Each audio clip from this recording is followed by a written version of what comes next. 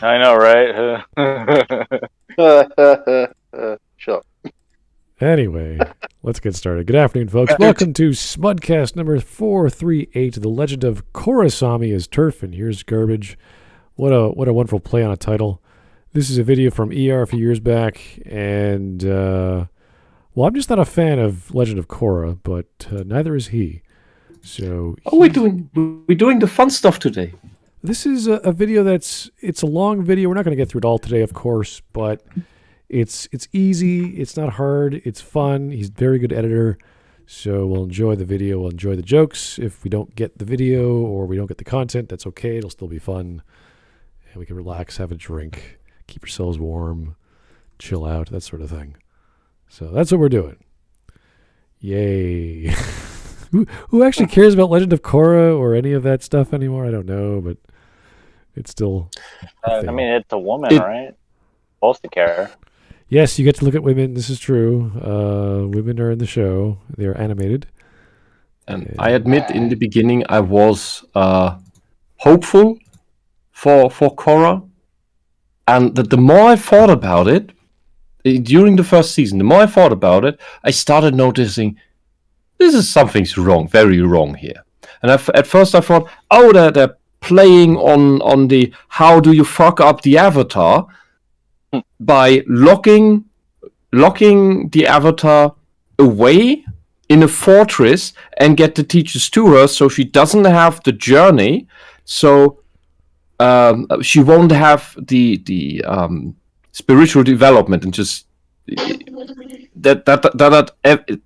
that thing that is essential to the avatar is cut out of a paranoid fear that the same might happen to this avatar that happened to Aang, like being gone for 100 years.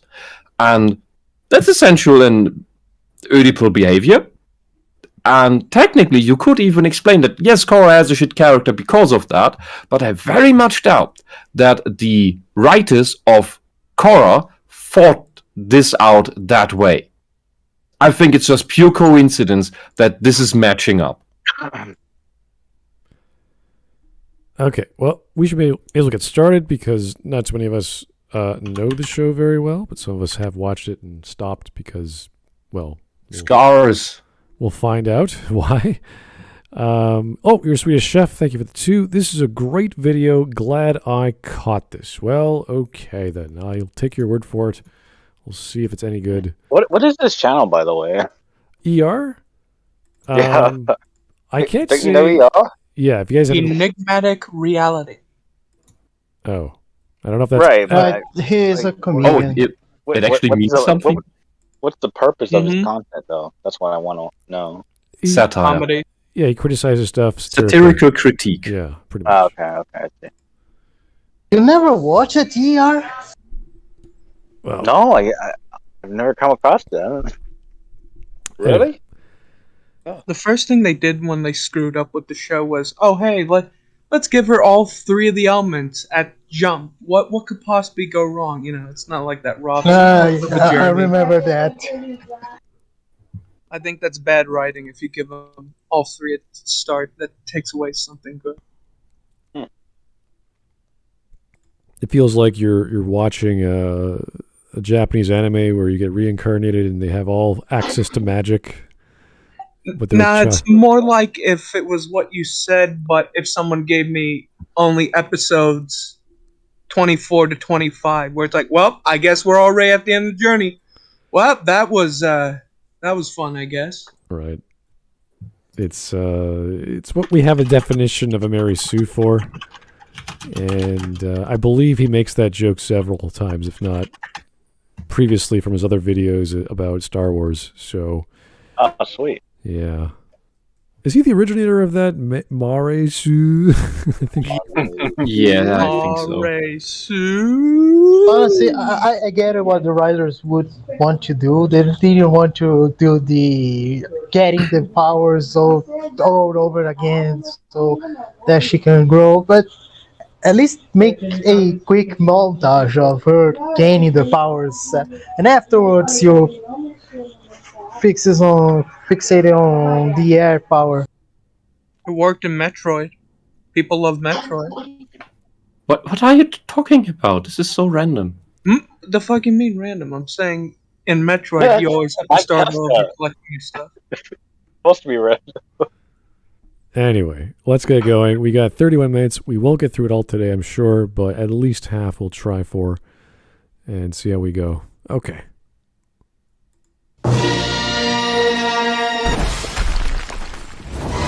Oh, boys! I'm back!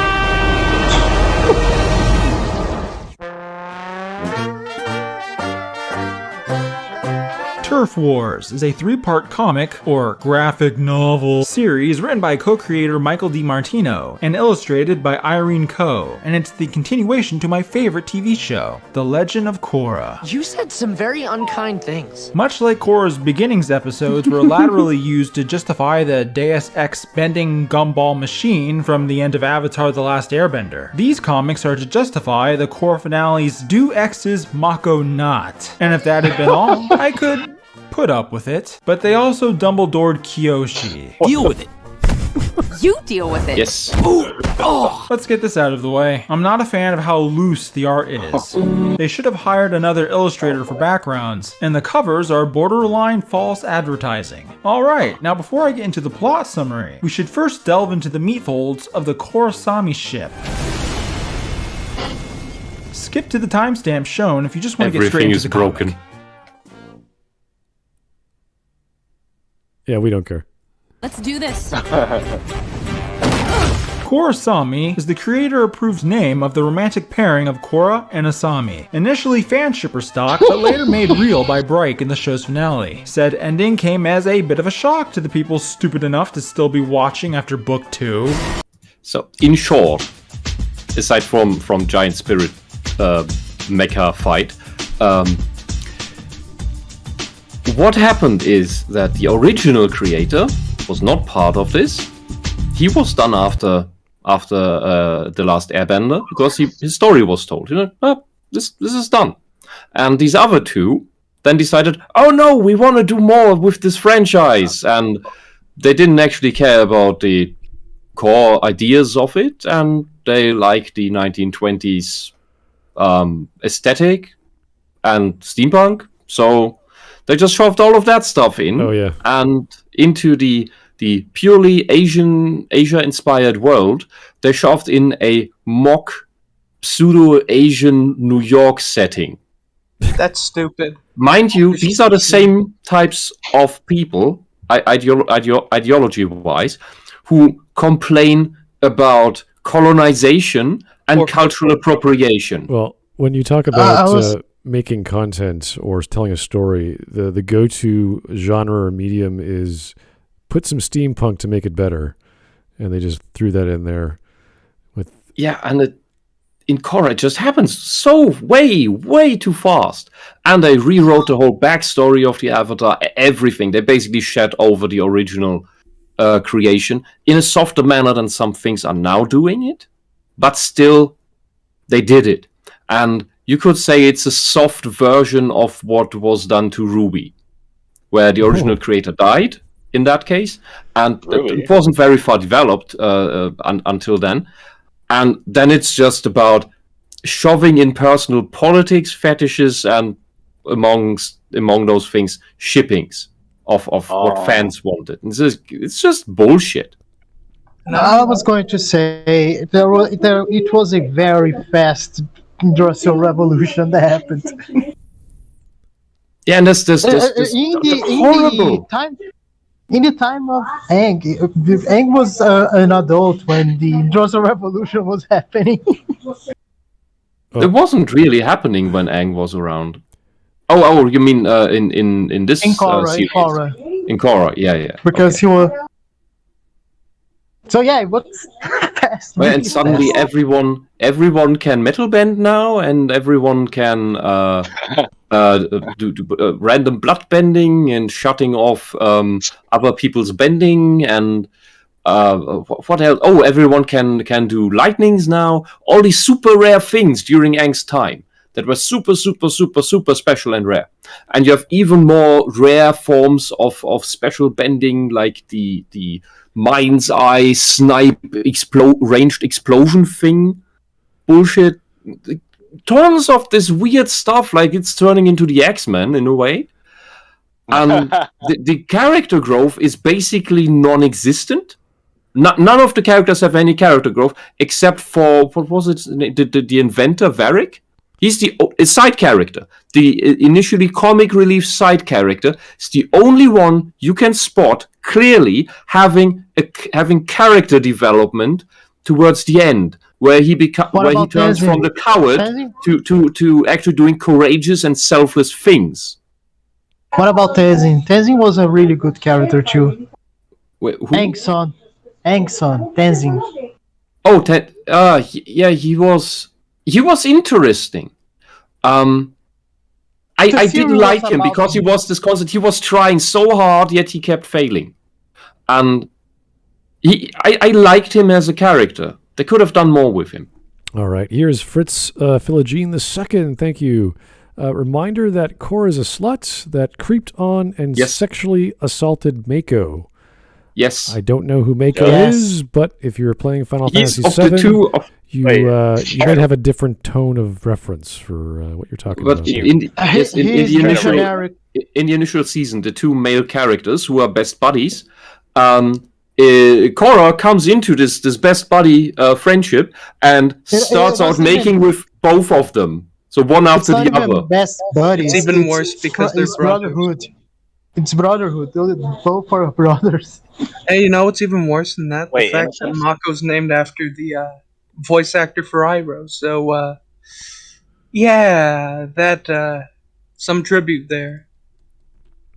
Anyway, we've been staring at the screen where she seems to be exploding, which is always cool. So explosion. Oh, that's great. She's doing the Ultraman power.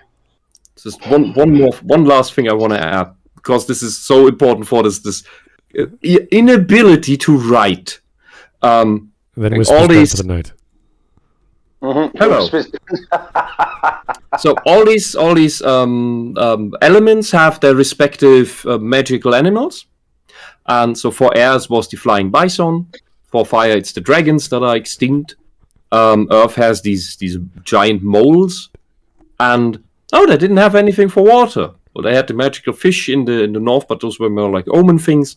And so they had to give something to Korra. They thought, she needs an animal companion that she's close with. So what did they go with?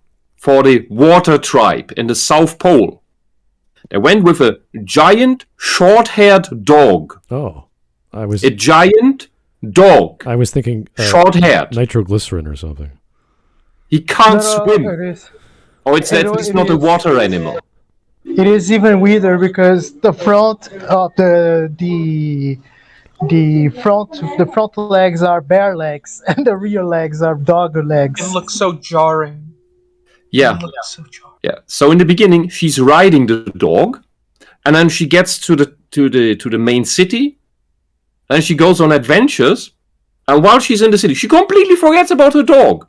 And then she gets onto some adventure. And when they are in the desert, I don't know. I think it's in the second season.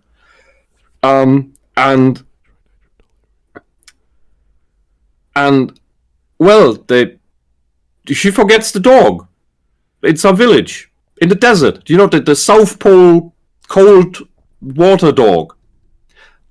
And because you can't fit the dog everywhere. Appa, the flying bison, he could just fly somewhere and be off, eat some grass. What do you do with the giant dog that stands out everywhere and can't fit in small spaces? It's the most useless animal companion ever. And she forgets about him.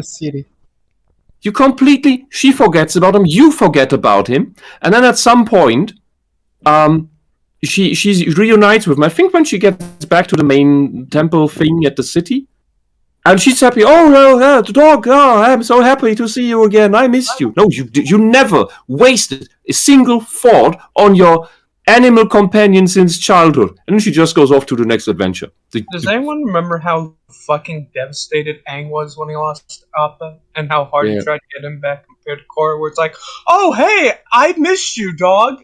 All right, I had a dog.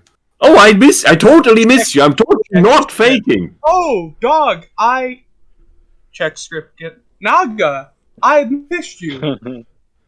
Well, it's so bad. How can you write this? Well, in my fantasy short story, my spirit animal is trinitrotoluene, so everyone gets along. Right. To Tim 505. How's it going? Thanks for the 5, sir. Did you know the creators left the movie because they didn't like what M. Night and studio were doing? Oh, that's the live action. And they left again with Netflix doing the show. Yeah, that's another story. What movie are we talking about? The live action Avatar. The Last Airbender. Yeah, that's different. I completely ignored that existed. Yeah, I totally forgot about that movie. Yeah. Those are two different train wrecks of different sizes and styles. So we'll leave that alone for a while. Mm-hmm. So yeah, you can fuck things up in several train ways. wreck if nobody saw it? Well, no. When you talk about live action, it's like, oh boy, here we go. We've talked about live action all the time whenever we see something on Netflix. So live action is overrated. There's loads of problems. We're not going to go through them all. So I just say because life is overrated. The dog is a very subtle sign that you easily forget about, and it's the point that shows how bad these people are at writing. Yeah, because it's emblematic for the show.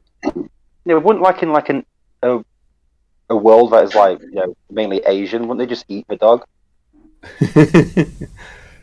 Well, in China, they mainly started eating dogs because of Mao's famine, so that's the fault of communism. Okay, we're gonna get a Korra episode where they come down Naga and they start eating him. Well, to be fair, Korra is from the Arctic, so she would probably eat this dog because there's no plant in the Arctic. Yeah, and as little as she cares about the dog, obviously, she might see him as an emergency ration. Yeah. No, it's like the dog has rations on it. It's like, here, take the rations on the dog. No, I'm just gonna eat my dog. What is? Yeah, but yeah. You eat the dog once the dog doesn't have rations anymore.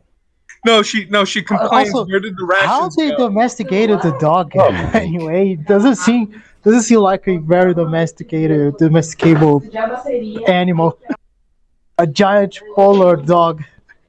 Like while she's eating the rations, the food, all the actual rations start to rot away, and it's like, where'd my rations go? Okay, well, I'm glad we're talking about important issues regarding the potential idea of eating animals for food, but let's get back to Mr. Exploding on the screen. Each other. Think about if we were in a plane crash or anything, you would have to eat the animals. I mean, after you've eaten all the other passengers, you'd obviously go on to the animal. Oh, yes. So, I would say this episode I'm not eating airplane food, so yeah, I'm definitely. If we're in a plane crash, I'm eating other people. Are you saying you would eat me? Alright, continue with VR. Let us go. Anyway, I'd eat you. Don't take my word for it. Take it from the Turf Wars Wikipedia page. So don't worry, you homophobes. It wasn't just y'all, and it wasn't just because straights were viewing the show with a hetero lens. Plenty of the Korrasami shippers didn't see it coming either. Korrasami was not endgame from the start of the series. See, these are children. Wait, did they just get snapped? What was that? Wait, was that a kid or was that a grown adult? I don't want Grown, unfortunately. We're good not to know. No. They weren't snapped. They entered the spiritual world. That was the ours editing the video. Well, yeah, and all they did was hold hands. No one cares about. That's all they did. They hold hands like friends do when they go through some. Oh, this is important. Let's do this together. When I first thought these girls are over-interpreting this shit, I was absolutely baffled when I then heard, oh, the creators actually did mean that. They did mean with that they are a lesbian couple now. What the fuck? Yes, but don't you know that, like, lesbian couples, that's how they have sex. They hold hands. Well, yeah, but Hawk, the thing is, the thing is, back then, when this came out, we weren't that aware of all this social justice ideology, cultural vandalism bullshit. We saw more and more glimpses of it. And this was one of them. That's why I, at the time, at first didn't believe that, thought they were overinterpreting it. But now look at the reaction of these girls. They're all girls, these shippers. And they all act like giddy 5-year-old children that got too much sugar. Yes. About, the girls are holding hands, they're lesbians, it's so cute. Fuck off, grow the fuck up. Yes. Grow the fuck up. Why are you fapping over girls making out? What is wrong with you? That's all women are gay. That's actually true. That's all actually true. Can I just say, I have no idea what you're talking. Stop. Wisp. I'll explain to you why Western women are like that. Because they're insane. They've always been like that. They always get giddy about stuff. Women are incredibly giddy about everything. I'm glad I just. They don't grow up. Just give them a whacking and they grow up. That's why it sucks to be a man.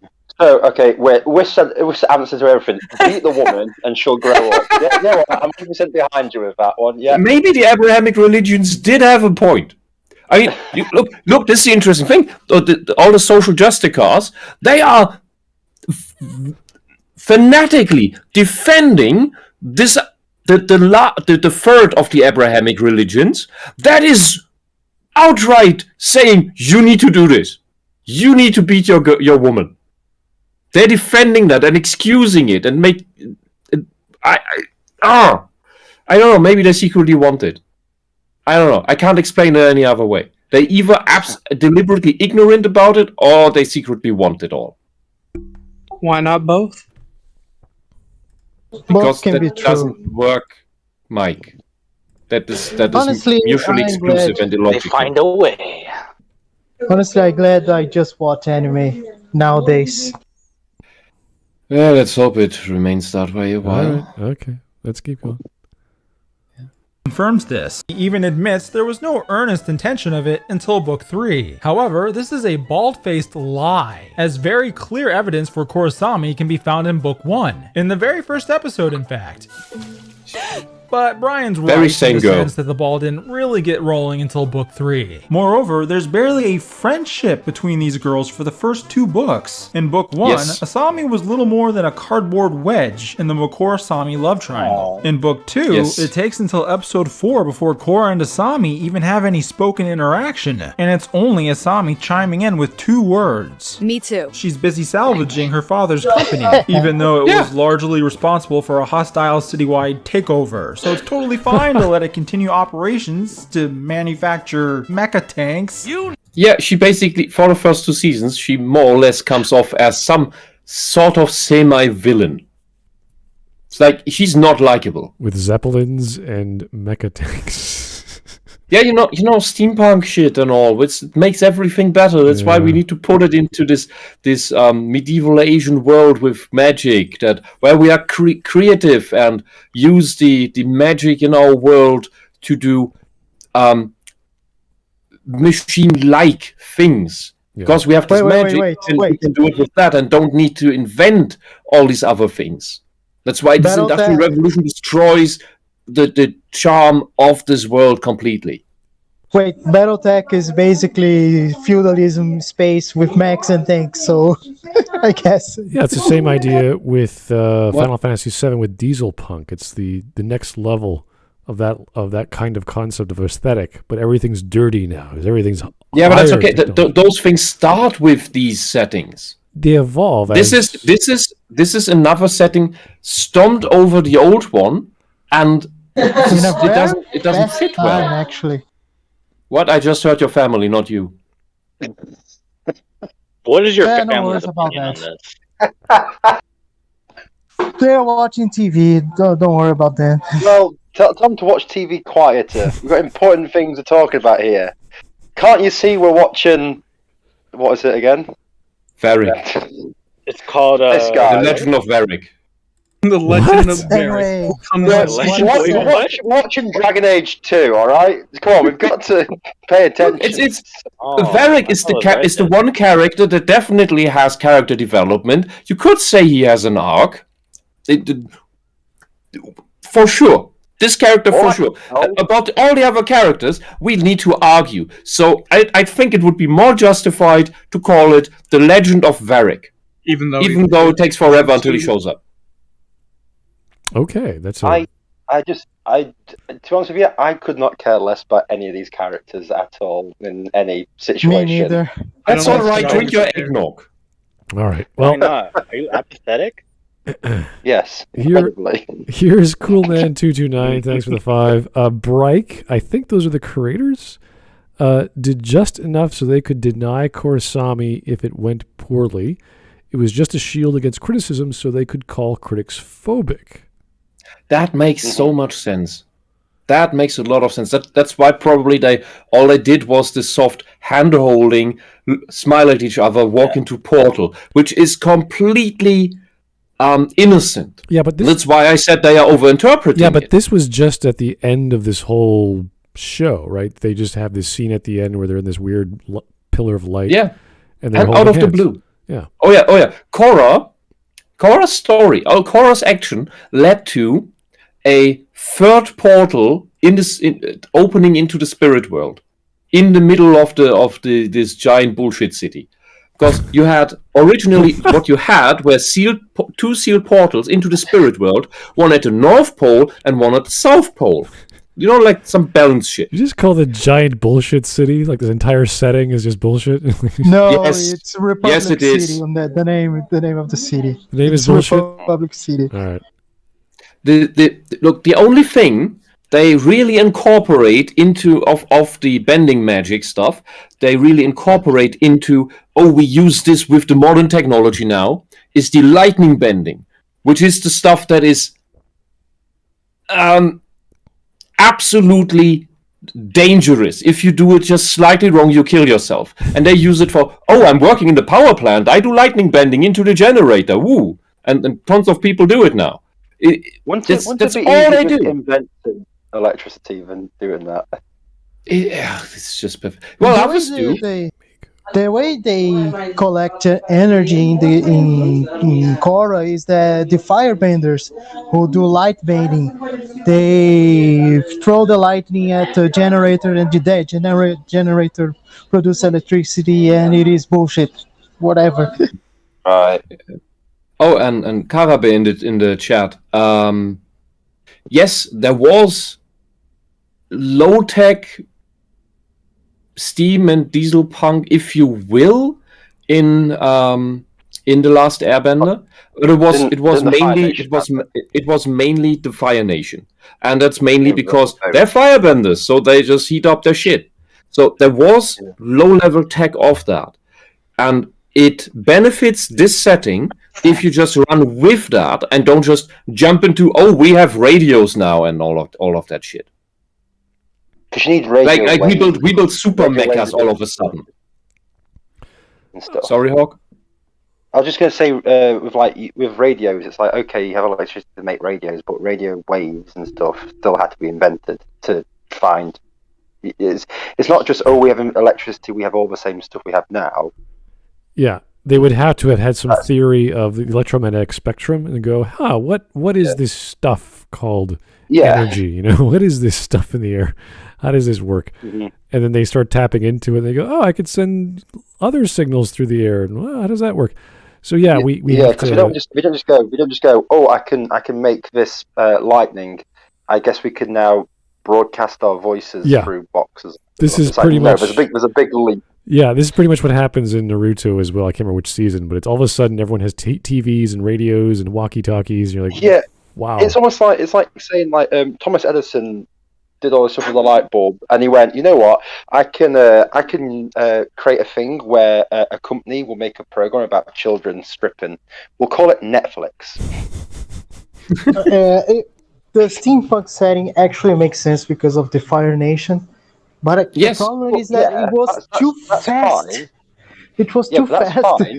What we're saying is, that's fine. There's a steampunk setting, you can understand it because with the Fire Nation, they're obviously going to be using fire and coal and all this sort of stuff, which is necessary for steampunk. The problem is when you start going into more 1920 stuff, there's a big leap from like steampunk to 1920.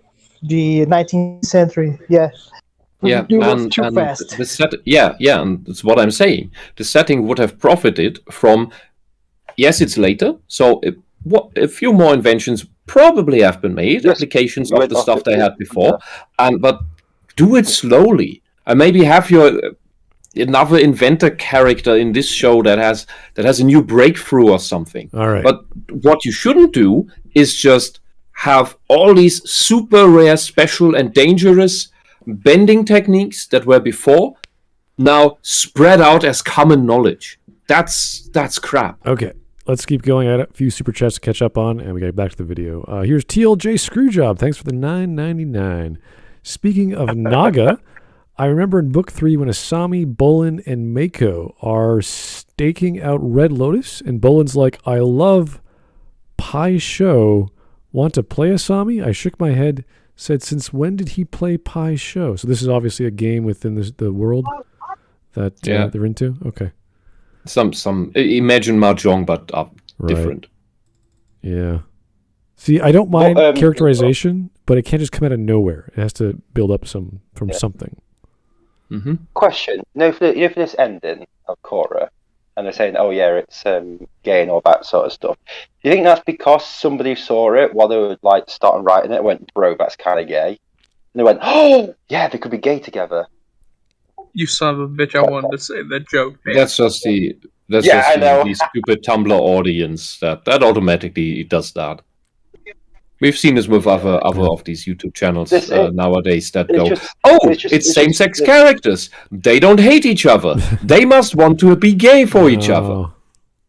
Yeah.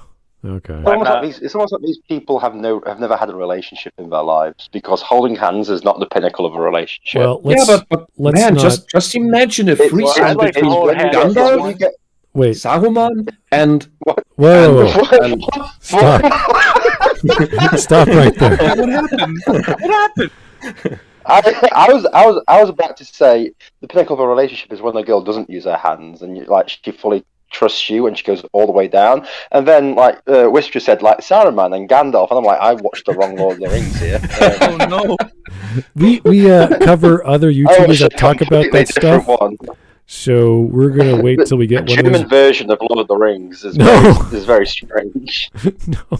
Wait, this isn't the extended version. No. We do cover anime YouTubers who cover those topics in the most bizarre headcanon sort of ways. So we're not going to touch that right now. And I leave it to the audience to decide whether the third one I would have named would have been Radagast or Sauron. Okay. I'm good. It was probably Margot. I'm good not to touch any of those topics. Let's keep going. Here's 2 from Vladimir Dragunov. Thank you for 2 5s. Reminder that pineapple on pizza is culinary hearsay. I gotta argue. Italians put everything on their pizza. They don't care. So. Pineapple on pizza is heresy, and if you do it, you're a heretic. And guys, honestly, smart. It depends on where in Italy. Like every other pizzeria, it's everywhere. Pizzerias are not necessarily Italian. No, everywhere. And they want to sell pizzerias sell pizza to people who eat them and make the pizzas that the people want. That doesn't necessarily mean that the pizza baker agrees with the pizza he's making. That's fine, but I want you to understand in the country that originated a thing, I think they've already experimented with every conceivable version. So if you want to you last stream, you said that you don't know that much about Italy. Yeah, and I have a very, very good pizza baker friend who rages about exactly this. This is fine. That the people here make they want this weird pizza with this weird stuff on it. It's wrong. Are very passionate about everything Italian. So yes, exactly. If you're going to make a defense of yourself, don't call the person who likes pizzas a pizza baker person. It's like, oh my god, Chris. What? Jesus Christ. Man, it's late. Everybody's talking over each other. I'm at the end of my nerves. Anyway, we're not. My speech center is on hiatus. We're not talking about certain styles of baked bread. Okay, we're going to keep going. Yes, or certain styles of baked Europeans. It's Oh my God. moving on. That's the better topic. Okay, thanks. Here's Vladimir Dragonov again. Could magic in a modern or industrial setting work? Of course. We have Mako in Final Fantasy VII. We have Ethicite. What is it? Ethicite in Final Fantasy VI. Or Magicite, sorry. That's been a common thing. So they have the magical version, and then they have the techno version of that. Like those, with Magitech was a whole concept. Yeah. Did you guys watch Bright from Netflix? It is a fantasy setting on modern day America. No, I enjoy it. I enjoy it. I will say I enjoy it. What about Do you mean Suicide Squad? Wait. Well, we're talking about magic Bright. and tech, Bright. right? So even no, you're right. That's a setting. Even with the Arcane video that came out from, or the series that came out from Riot, the whole setting, the concept was a city of technology is learning how to control magic through technology.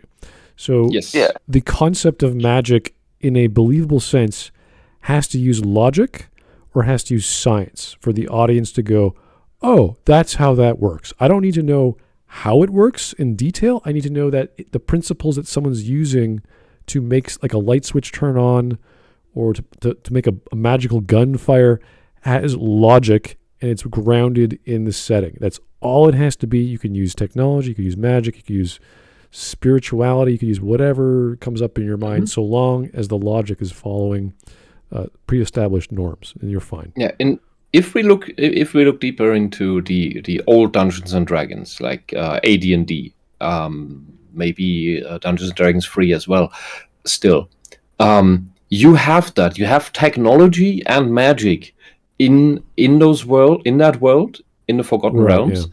Yeah. Just that magicians are also oftentimes very versed in the theories of science, of non-magical science, because it's kind of the same thing to them, just that magical spells, well, they are their own special realm. Right. But when you see a magician's lab, there's always scientific measurement instruments or machinery in there as well. Even in the worlds that are purely magical, like Shannara series or Lord of the Rings, I remember one character. Oh, Shannara is not purely magic. Shannara is a post-apocalyptic world where all the magic items are things from our time. Well, they're just described very vaguely. Right. When you're reading the first few books, you don't get that yet. It doesn't click in unless you're very observant. It takes a long time to pick up on that. So when you see this stuff, and they have, I did, and I'm amazing. You are brilliant. Okay, shut up. So, so there's one wizard. His name is Kogleen, and he prefers using powders because powders are like little miniature bombs to him. Even though he has a magical giant cat that he controls and all these other spells. What? Yeah, he's a giant invisible magic cat. Got a big pussy? Yeah, he has a giant. No, not that. It's a feline. I meant a cat. I meant a cat. A pussy cat. Yes, a pussy cat. You got it. Yeah. What I'm trying to say, Eric. What I'm trying to say is they go from a realm of magic, and there's even within of very few wizards. There's that one wizard left, and his name is Kogleen, and he cares about specific elements of science because they're more controllable than magic. Magic's too wild. Mm-hmm. So he prefers that, and he explains why he's the way he is, etc. So even in a setting of mostly purely magic, we have science. So, I think I think the creators of Fallout did something else. Do this? I think it was Teamworks of Arcane from Troika Games. Yes. I tried to play it. It is basically England in the Industrial Revolution with magic.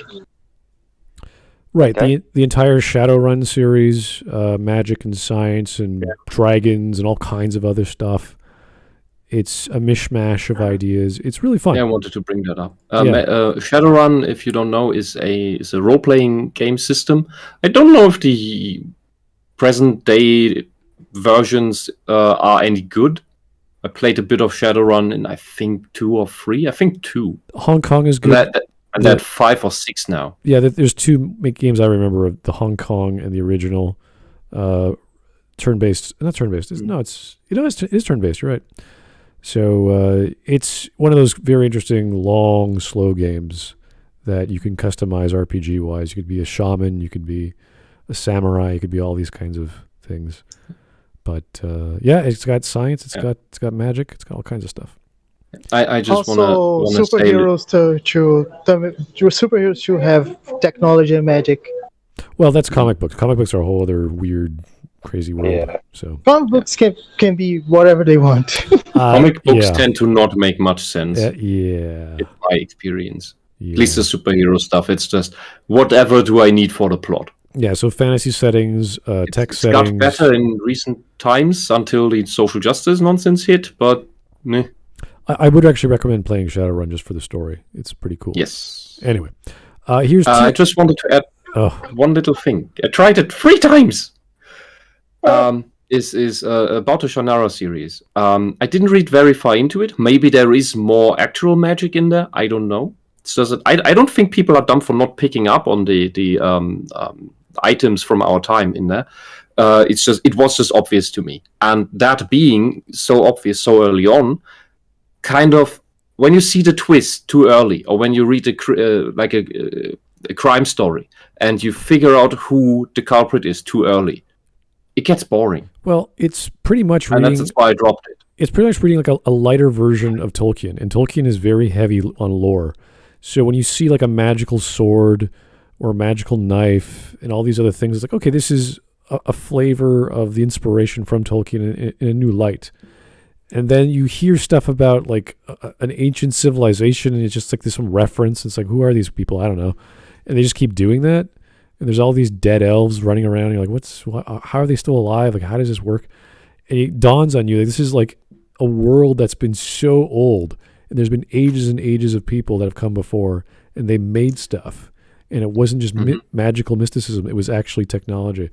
So it sort of makes some connections, but it's never blatant telling you. Yeah, it was the early books were very blunt and in the heavy-handed writing style, and that's why I've been told it gets better later, but I didn't feel like to bother. Some books are great, some books are boring. Yeah, it's every book series has good and bad books. It's true. So well, sometimes the writer just good writers improve over time. They and this may be just one of the series where I'm starting to figure out how to write, and then the later books are more easy to read, but these early, like the first 3 I read, and it's just it's the same problem it's just statement. Yeah, it reads like the most flat fantasy story I've ever read. When you look at stuff like Wheel of Time, I just kept going, and it's like, okay, you didn't need to keep writing. And same with Shannara. I don't know where they are in Shannara. I haven't paid attention, but it was like the problem with Wheel of Time was that the whole party of main characters that grew up to a dozen or something was just scattered out throughout the world, and he needed to bring them together in a logical fashion. There's lots of problems with Wheel of Time. We're not going to get into that, though. It's a whole other ballgame. Anyway, let's keep going. For that. TLJ Screwjob. How badly was Korrasami executed? My Bernie bro, Young Turks watching friends said, it was okay. Well, we just talked about how it's only revealed right at the end, and it's people holding hands. That's about all there was to it. So, it was never set it up, and they didn't have a chemistry. Yeah. If they did have a chemistry, I wouldn't complain. Now, things like holding hands, that's fine, but it has to be stuff like certain looks across the room, certain pauses. Certain, that was never there. Concerns in the voice. You have to build subtle stuff up, and then you get to touching and this and that. So you can't just have it. Boom! You're like, wait a second, where did this come from? That doesn't make sense. Also, can I just say, I really don't care, but about animation of the person rubbing the back of their head is not a sign of affection for somebody. No, unless I just don't. You do it. Unless it's like, you're right, but unless it's a Japanese rom-com where it's a bro sis thing, and the sis just loves getting her head pats, then that's about it. No, but when the person is doing it to their own head. No. And they do that. Yeah, when you scratch the back of your head, they use it as a sign of embarrassment. When I'd rather say someone who does this, I don't think people do this ever in real life. No. And if you do it, if you have to scratch the back of your head, that's rather a sign that you need to wash your hair. Well. Every culture is different. Every person is different. Let's not neglect people being bashful to certain bodily motions. Okay. But how many times do you see someone be bashful, over exaggerate? I actually do. Really, listen. I actually do. No, you don't. Yeah, I do. Yeah, I do. No, you don't. Liar. I do. Matthias, look me in the eyes. Not lie. Not lie. How can I look at your eyes if your PFP glowing green in the screen of my cell phone? I'll see it. I am all see it. All right, leave Matthias alone. He likes to scratch his head when he's bashful. Okay, just accept it. Well, I bet he also rubs his opposite elbow as well and goes when something goes wrong. No, I don't do that. I do the head, but I don't do the elbow. Anyway, thank you for that insight, Hawk. That's brilliant. Okay.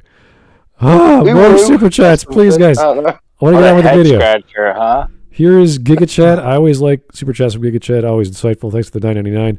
What could have saved Korra is that if she became drunk off her own power and became a villain. Ooh, now you're talking. Yes. Christ, this show was so bad, and its viewership, you'd find a bigger crowd at an agoraphobe convention. Ooh. That's a good one. I do like the idea of protagonists going the alternate route and becoming a villain, and it's explained and shown, and you still root for them. And they're now killing people. You're like, holy shit, this is frightening. And it would have made so much sense with Korra because she's brought up in the worst fashion. She starts as a brat with too much power from childhood on, and then is completely isolated from the world, has absolutely no experience on how to deal with actual people. It's part of the reason the Avatar goes on the journey, and then is let loose on the world. And gets into a giant bustling city that doesn't even make sense in this place. And we see this with this first love triangle bullshit in season 1 that is ham-fisted and incompetent in its writing, but it shows that Korra is a horrible person. And it should have just continued that way. That you say she gets from that we get glimpses of she's a horrible human being. She's a horrible human being. And she doesn't care about her dog either. There's no humility at all, which is okay. Characters can start out, future heroes can start out without humility. Some need to be beaten into them, or patience to be beaten into them. Many of the martial arts movies have that. And not only that, it would have been so good had she been the villain. Iron Man started being selfish and arrogant, and then he's captured and humbled by the terrorists, whatever you say that. No, she's not humbled by the terrorists. No, she gets all her powers blocked. Whisp, Iron Man got humbled by the terrorists. What? Who? Yeah. Different series. Iron Man is a terrorist? Pyro Man? Jesus. Mega Man? What? Who's Pyro Man? The guy from Team Fortress? No! My Brazilian accent is not... Anyway, let's keep going. I have a hard time understanding you. Yes, sorry. We know. It's okay. It's all right. Are you racist? No! If I say yes, can we keep going, please? There's so much chaos today. It's my sweet Brazilian accent. There we go. That is confusing. Don't blame him because he's sexy, guys. Anyway, let's keep going. Whisp is just like, it's because he's black, isn't it? Yeah. I thought he was an Americano. He's a Roman appropriator. Oh boy. I can appropriate the Romans because I'm from the Latin culture. Anyway. Let's keep going. Like you Germans. We're fine. We're good. Let's keep going. We're good. We're good. Let's keep going. Vladimir Dragunov, thanks for the 2 thoughts on Vosh and Hassan getting yeeted. I have none. Let's keep going. Okay. The bourgeoisie finally gets it. I don't care. It's fine. Whole other topic. Anyway, Roan Hershin. Roan changed his nickname on Streamlabs. Thank you for the 5. Good day, Smud crew. I hope you all are well. And happy holidays. Well, you know, I haven't changed my avatar for Christmas, but I do feel the festive spirit in my own little small way, even though I'm stuck at home. But that's just, I don't. Yeah. Are you a Santa denier? Sometimes. You Krampus denier? Sometimes, yes. Depending Imagine if there are being children. trapped. Depends. Imagine being trapped in Canada. That much sucks. It's cold half the year, so yeah, it's pretty much my life. Yeah, did anyone hear what happened in the UK today? What they were saying? Tell us, Hawk. That we need to have a 10-day lockdown to save Christmas. Really? Well, you know what? There's only 9 days till Christmas. Well, you know what? No Christmas for them. Call for It was fun. I can relate with Smut, but the other way around, because here is hot as hell. Yeah, I should probably move down south further.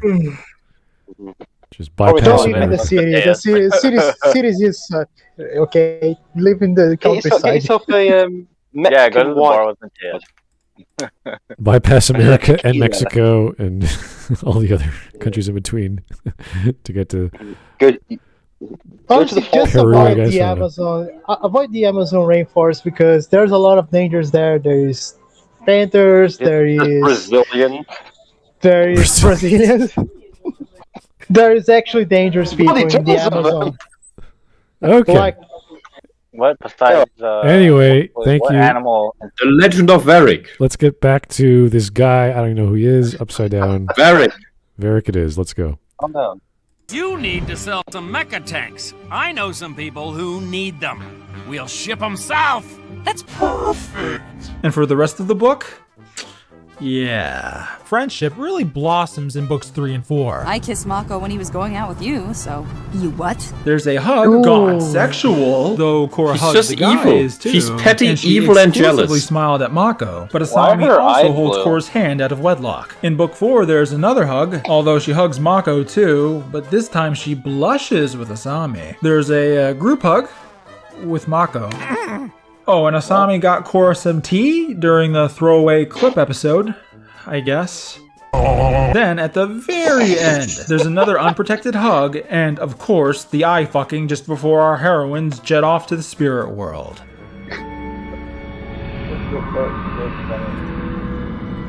And yeah, that's really not a lot, especially compared to the instances supporting Avatar's Katang ending, such as, but not limited to, a Katang prophecy, 3 kisses smack on the mouth, 1 more in a dream, lots of cheek pecking, hugs galore, and several blushes before the de facto deal sealer. Romance was a tiny fraction of Avatar's story, yet even so, Katang was afforded so much more than Korrasami ever was. And I'm loving I like the your hair. Thanks. I have hair? No one needs to write up essays on Reddit to prove Katang was real all along, and the creators certainly didn't need to take to their Tumblrs to confirm it. The Korrasami shippers' best counter to this is that Katang was blunt and pretty anime, while Korrasami, by contrast, was more subtle, more natural, and more realistic. None of it. No, okay, No, right. No, no. none of it. No. Someone who's fucked a lot of his friends. Things being No, that's not not there. realistic. Yeah. Things not even being there does not mean it's subtle. It's just not there. Also, being subtle, I'm gonna be brutally honest with you. Being subtle does not work in getting relationships. Sometimes 9 times out of 10, you've got to be so blatant. So Yeah, some no. people are dense like me. Could you show us an example? You have to tell me to my face that you like me. Otherwise, I'm not registering it. Part of that is I don't see you smile at me because I don't tend to look at the faces of people. I have to force myself. See, look, That is an autism thing. I have to force myself to look at people's faces. So I don't see you making these nice blinky eyes and the smiles, and I just don't see them. I'm sorry. Yeah, no, My love life would have been much easier if I had just done that. but it's not a natural thing to me. Yeah, I can read body language and stuff. I learned that, but manually, any artist can learn that. You just need to want to. The problem is that knowledge doesn't help if I'm not looking. Well, I think we learned a valuable lesson today, guys. When you're speaking to someone, you should probably look in their direction at least reasonably. The head area is a good one. Yeah, when I used to talk to women, I never noticed what their faces look like. Usually, because I'm staring at their chest. It's a natural thing. Yeah, that's okay. But you're telling her chest that you like her. Yeah. See? But she will not like it. No. Matthew, wait, in front of your girlfriend? Well, no. I look at her chest. Oh, okay. Oh, that's even good. know what colour hair she had for the first month. Do you know her eye colour? That sounds like you're checking. No checking. She's got two. Give me 5 seconds. She's got 2 eyes. Does she have glasses? All right. What colour are your eyes?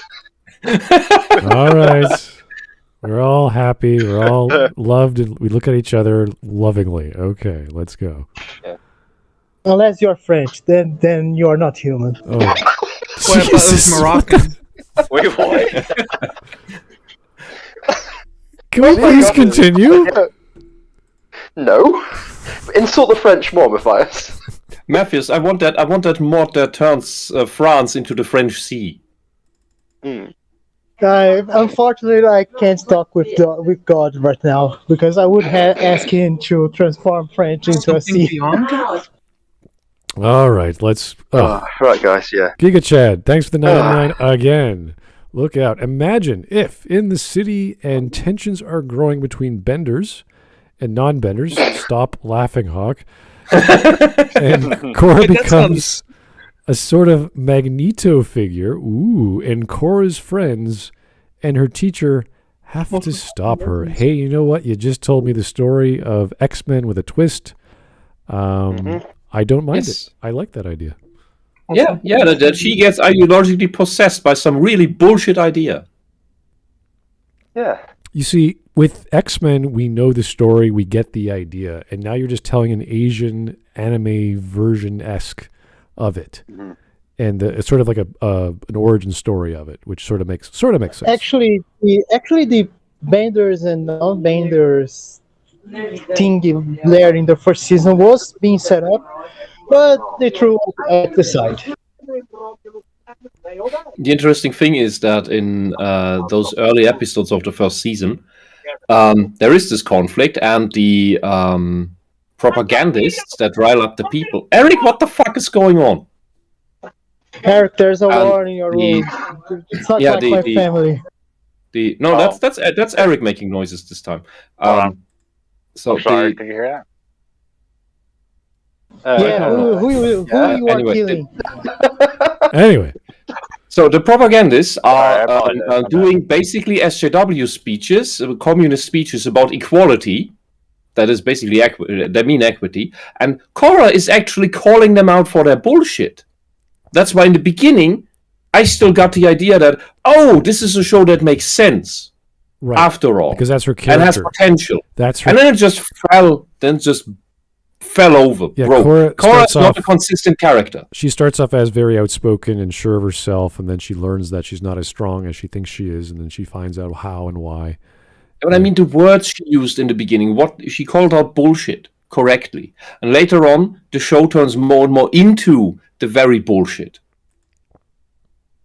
Oh, well. Yeah, that's the irony of it. It would have been great because she has so much adversity and so many people are against her that she has to become the villain for the public good, but not everyone agrees with her, and that's where she's ostracized and then goes off on her way to gain followers and fight the city or whatever the you're still talking about hypothetical ideas. Well, this is what Giga Chad was referencing, the idea of a Magneto character. So I thought that's pretty, there's villains are always fun to spawn and create out of conflict. Say, why would I keep being virtuous? Why can't I just do the right thing for my own reasons and not worry about the collective good and do it because I think it's right? I don't know if that would work with the Avatar being the Avatar, because he is the diplomat that connects everyone in the world, even the four nations. Oh, right. I don't agree. know.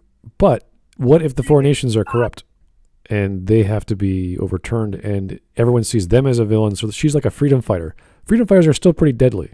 They're pretty dangerous. So that could work. That could work. Right.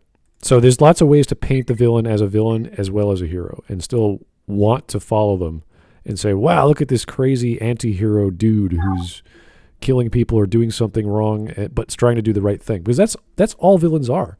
They're heroes who think they're doing the right thing by killing people or doing something bad, but to achieve a greater good that they think is right.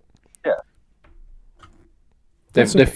So it depends. You have the completely insane villains, and then you have the, I'm just doing a necessary evil. We could look at all kinds of stories where it's goofy because you need a goofy villain to be, like the Joker or whatever, just kill people because I'm crazy.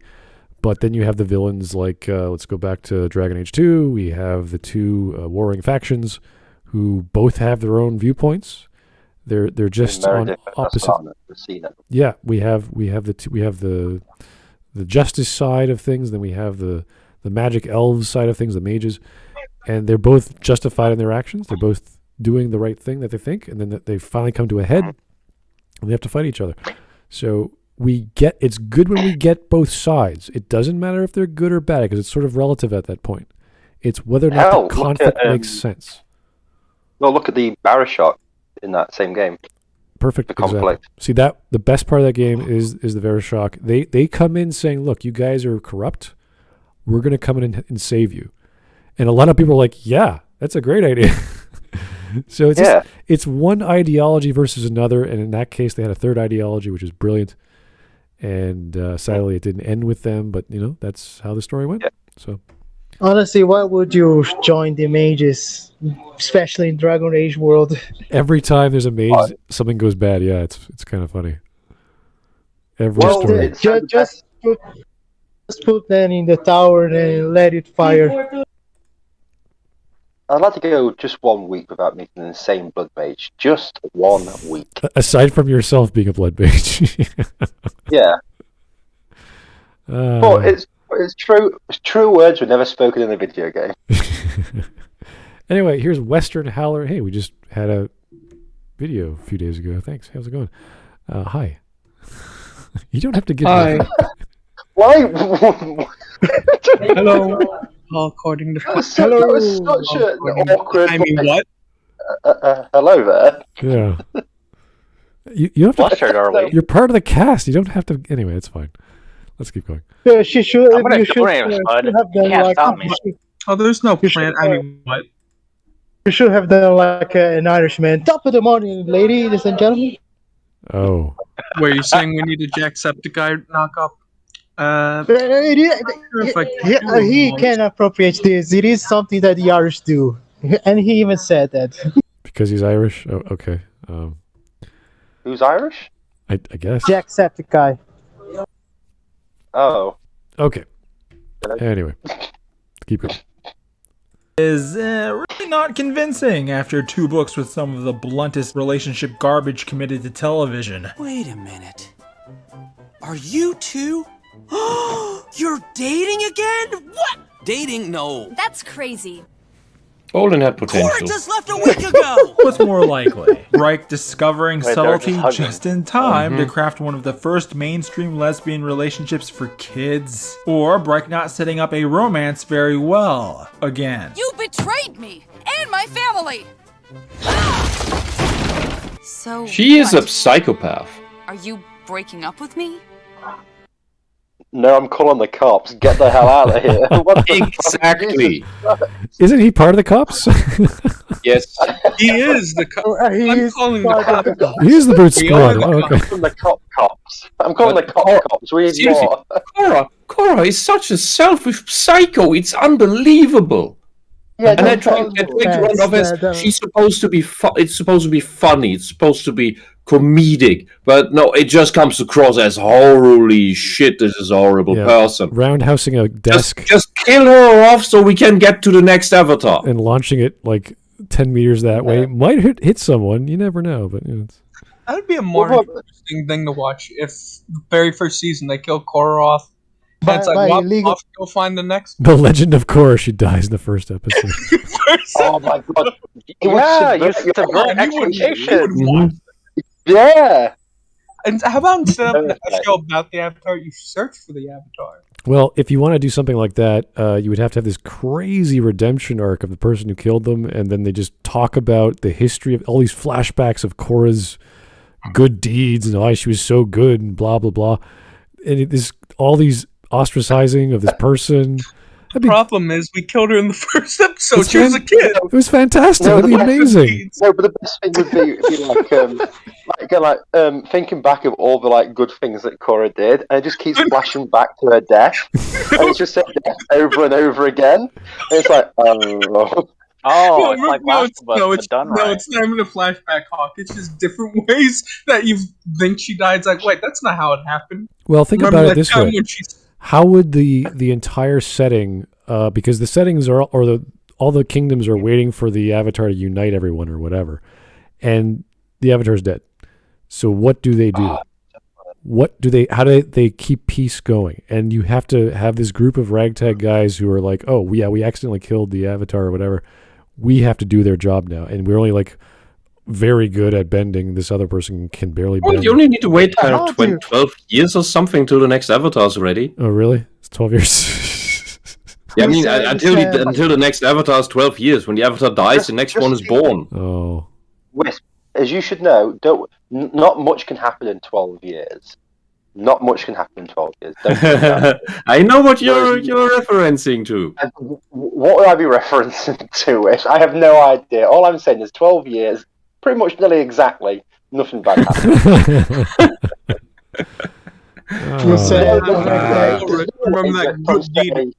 But the early 1930s. I'm not trying.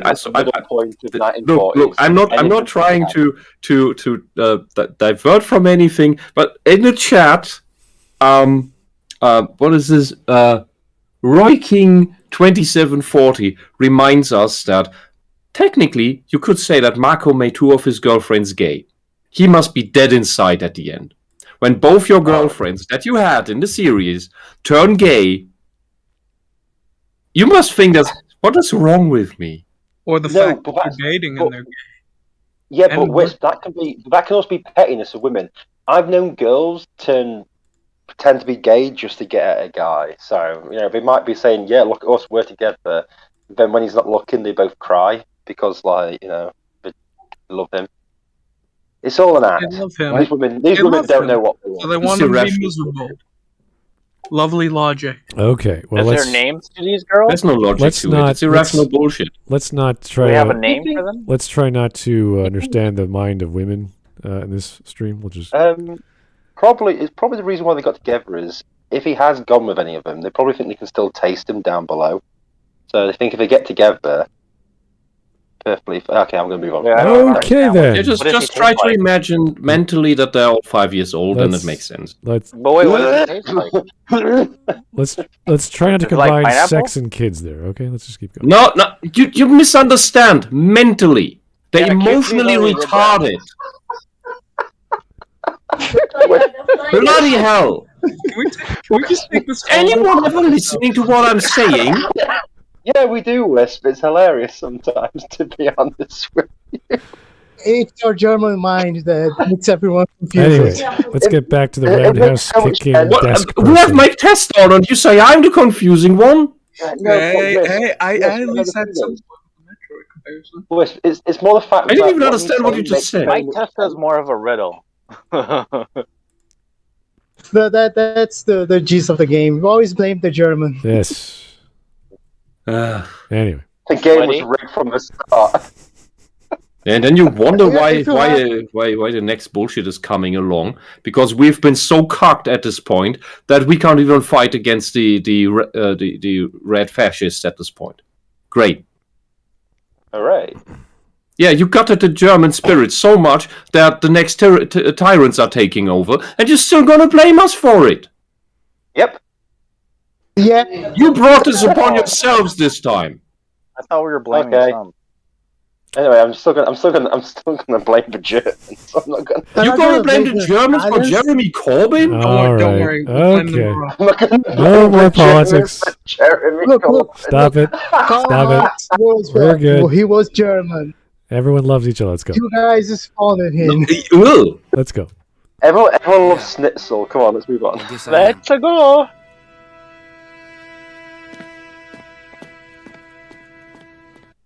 There were She people just in trashed there, the police station.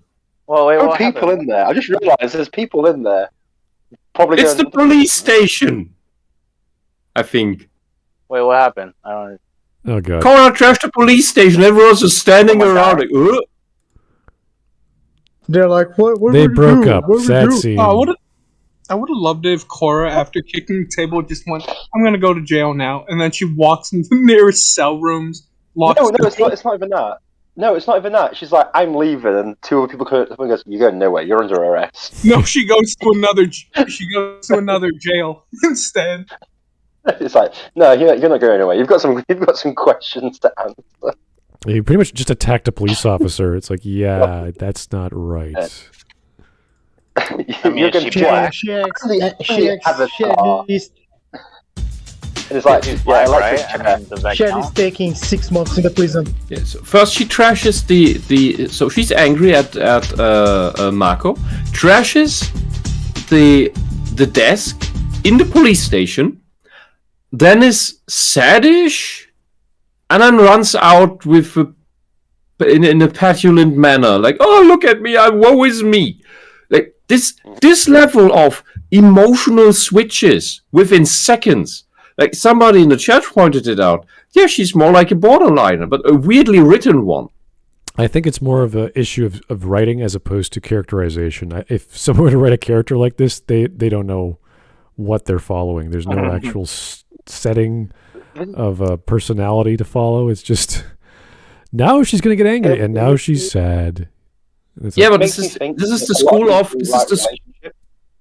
this is the school of Ryan Johnson writing. well, This is Rose Tico. let's not go that Rose far. Tico did this. Oh, we need this emotion for this scene and this emotion for this line. Let's- So she's every line she has another extreme emotion, and this is what Korra's doing here. Yeah, It's insanity. All right. It is lazy writing. I would say, yeah, let's just chalk it up to that. There's going to be many reasons for this. I haven't watched the scene, so I can't say. Yeah, I also say that Rose Tico in the same way is written because of incompetence, but it's a very convincing type of borderline personality disorder.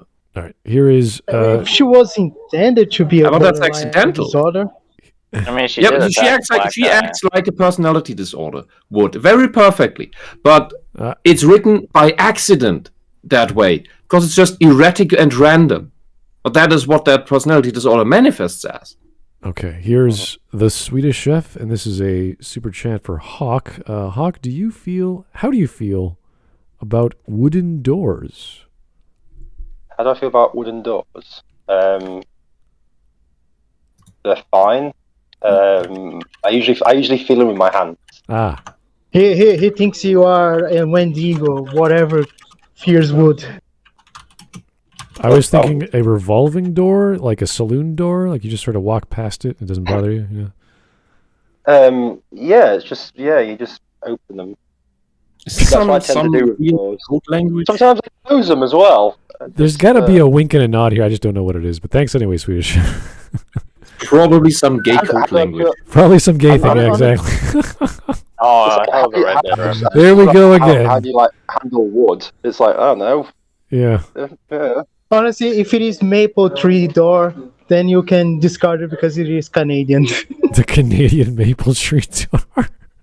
I don't think we make doors out of maple trees, but it could be wrong. Okay. Why not? I thought That should make make money. a door out of maple syrup. I don't think make they're it, that yeah. strong. Yeah, I don't know. Anyway, I don't know my Maple woods. syrup. Couldn't tell you. Anyway, I know my. I don't know. I don't know my woods. I have no idea. Anyway, Roan Herushin. Hey, you're back again. Different name now. Okay, $5. Thanks for the tip. I think I'd rather take my chances dating a mentally unstable new type than date Korra. At least I get a ride in a mobile suit before I die. Lol. Oh boy, what a reference! Holy crap, a new type. Oh, jeez. Which Gundam is I that, forgot guys? what that means. Well, there's in almost every Gundam, there's always like this, like Gundam. the new version of humanity, like the new types or the innovators or the guys from the moon or whatever. There's always some new flavor of humanity. They're faster and stronger and whatever. The app humans. Yeah. So even though they're mentally unstable, better than Korra. The only thing I know about Gundam is the robots. That's it. Well, you watch Gundam 00. They got all kinds of weirdos as the boy band. So there's a what is it? Not a war veteran. Yeah, there's a war veteran actually, but he's a child soldier. You've got a guy with 2 personalities. You've got a dude who's hooked up to a computer. I think that's the innovators technology. There's all kinds of weirdos in Gundam. Don't worry about it. Not important. Anyway, back to attacking a police officer and running away. You be the judge. Regardless, the point is Korrasami is sparse and easy to miss. But I think it was also overlooked because it's fucking disgusting. Why you say that? Also, Wisp, typing quieter. Everybody's making noise today. Fuck off. Wow. No, Hey, I turned it down. There's a plus. Listen, See, I can't understand anything anyone's saying. Hawk is killing people. Why can't I? Oh yeah. yeah, exactly. No, there's a It's plus. justice. There's a plus. Wisp is German. That's why we can complain about her. Yeah. No, my thing is this: just because Matthias's family is watching a Brazilian soap drama and get really into it in the background, doesn't mean you can type furiously on your keyboard because your microphone is amazingly good at picking up even the tiniest sounds. Is it one of those keyboards like right next to the keyboard, or microphones right next? to Yeah, the my keyboard is next to my keyboard. Yeah. That is true. No, your keyboard is on your microphone. That's how I think it is. No, You that's literally speak into your keyboard. There's at least The 7. keyboard. There is at least 7 centimeters between the microphone and the keyboard. 7 centimeters. 7 That's too close. That's Your too face just close. to your desk. But I was supposed to go to another room with the microphone. Imagine a German. see the screen ghost- anymore. 7 centimeters. Imagine a German ghosting, putting the face in the keyboard and the microphone. 7 centimeters is not that far. All right. It's less than 10. Why is Western Howler giving me more? Western, you don't have to keep using super chats. All according to plan. I mean, what? I like Wisp Someone loud see- typing. Okay. Yay! I need to bring the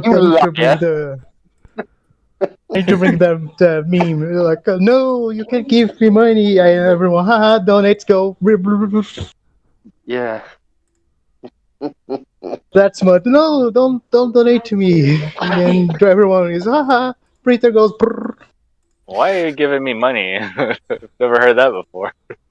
Well, at least it's not like that crazy stream before that drove me nuts for 4 hours that you guys kept throwing money at the screen. It's like I had to read every single. Honestly, I can understand the users. that was Greedo. abuse. It's what.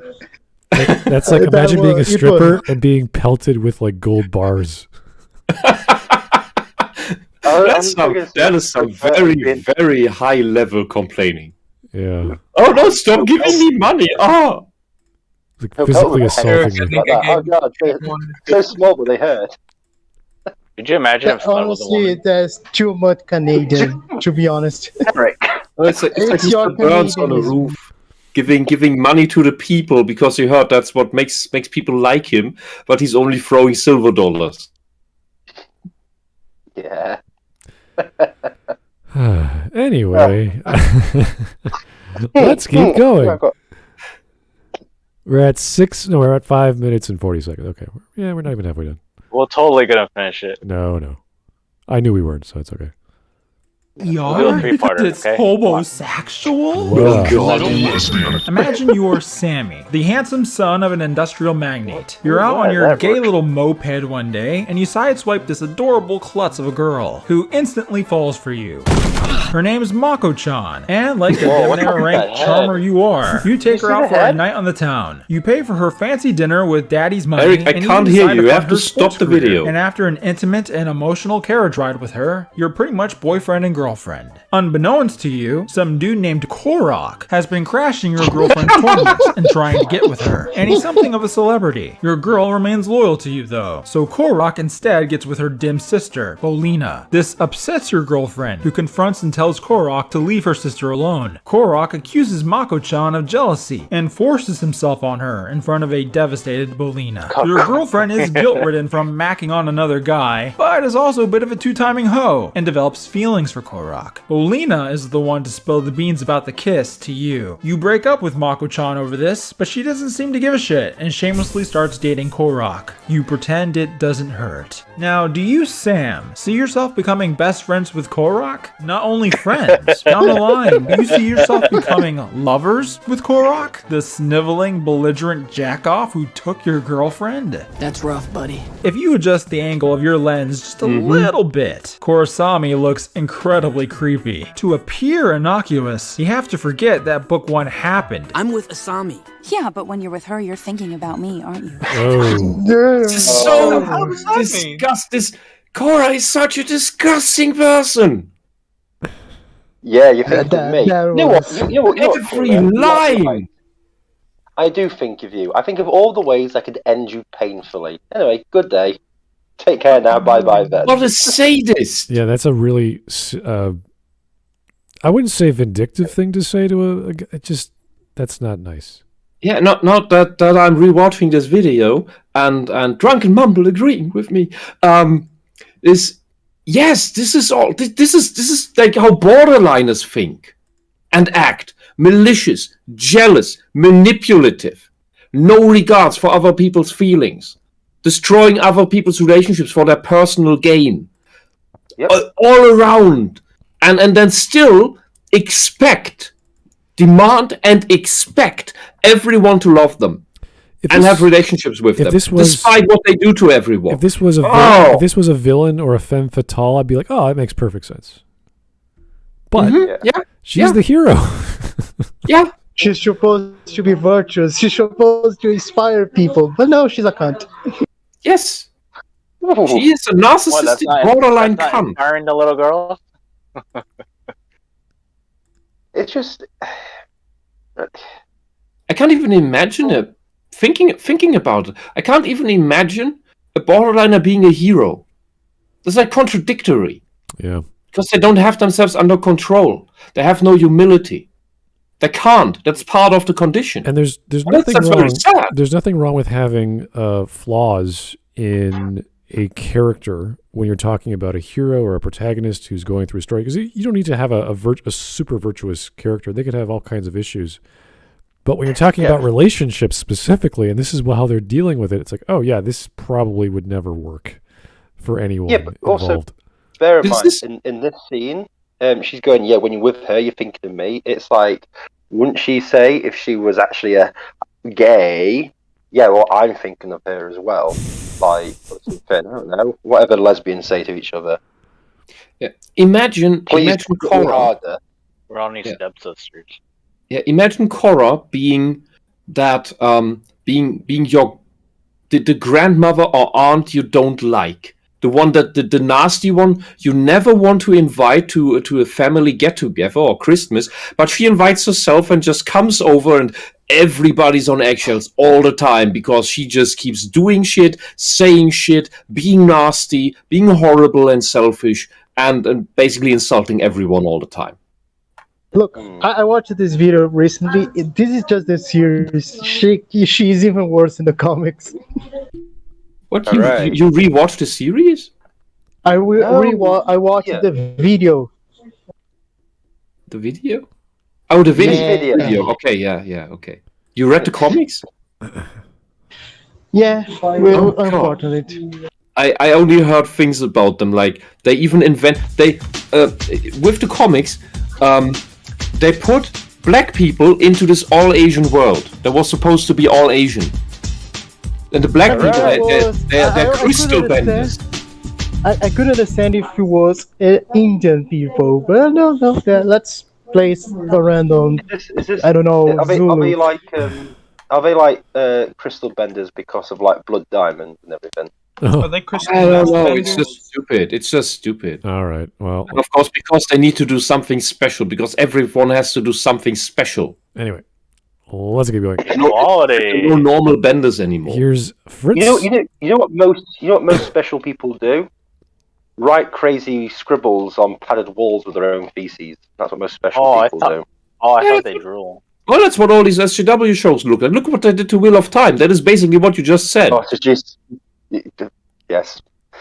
Anyway, Honestly, what you should cover the weird articles that are telling like, oh, this show should never have been good. That's the objective. It was supposed to be shit. yeah, that's. I did mean to shoot myself in the foot. Yeah, this is what, if you watch anything or read anything by Bounding into Comics, pretty much every other one of their posts is someone saying something stupid or writing something stupid, and they're just pointing it out. Oh, they're saying, this writer said something crazy. This is what they said. And you're like, oh, that's retarded. It's like what was it? Giant freaking robot? Is it? That's the website which does articles, and every single thing on it just literally. Like I read some of the stuff they write, and I'm just like, Jesus Christ.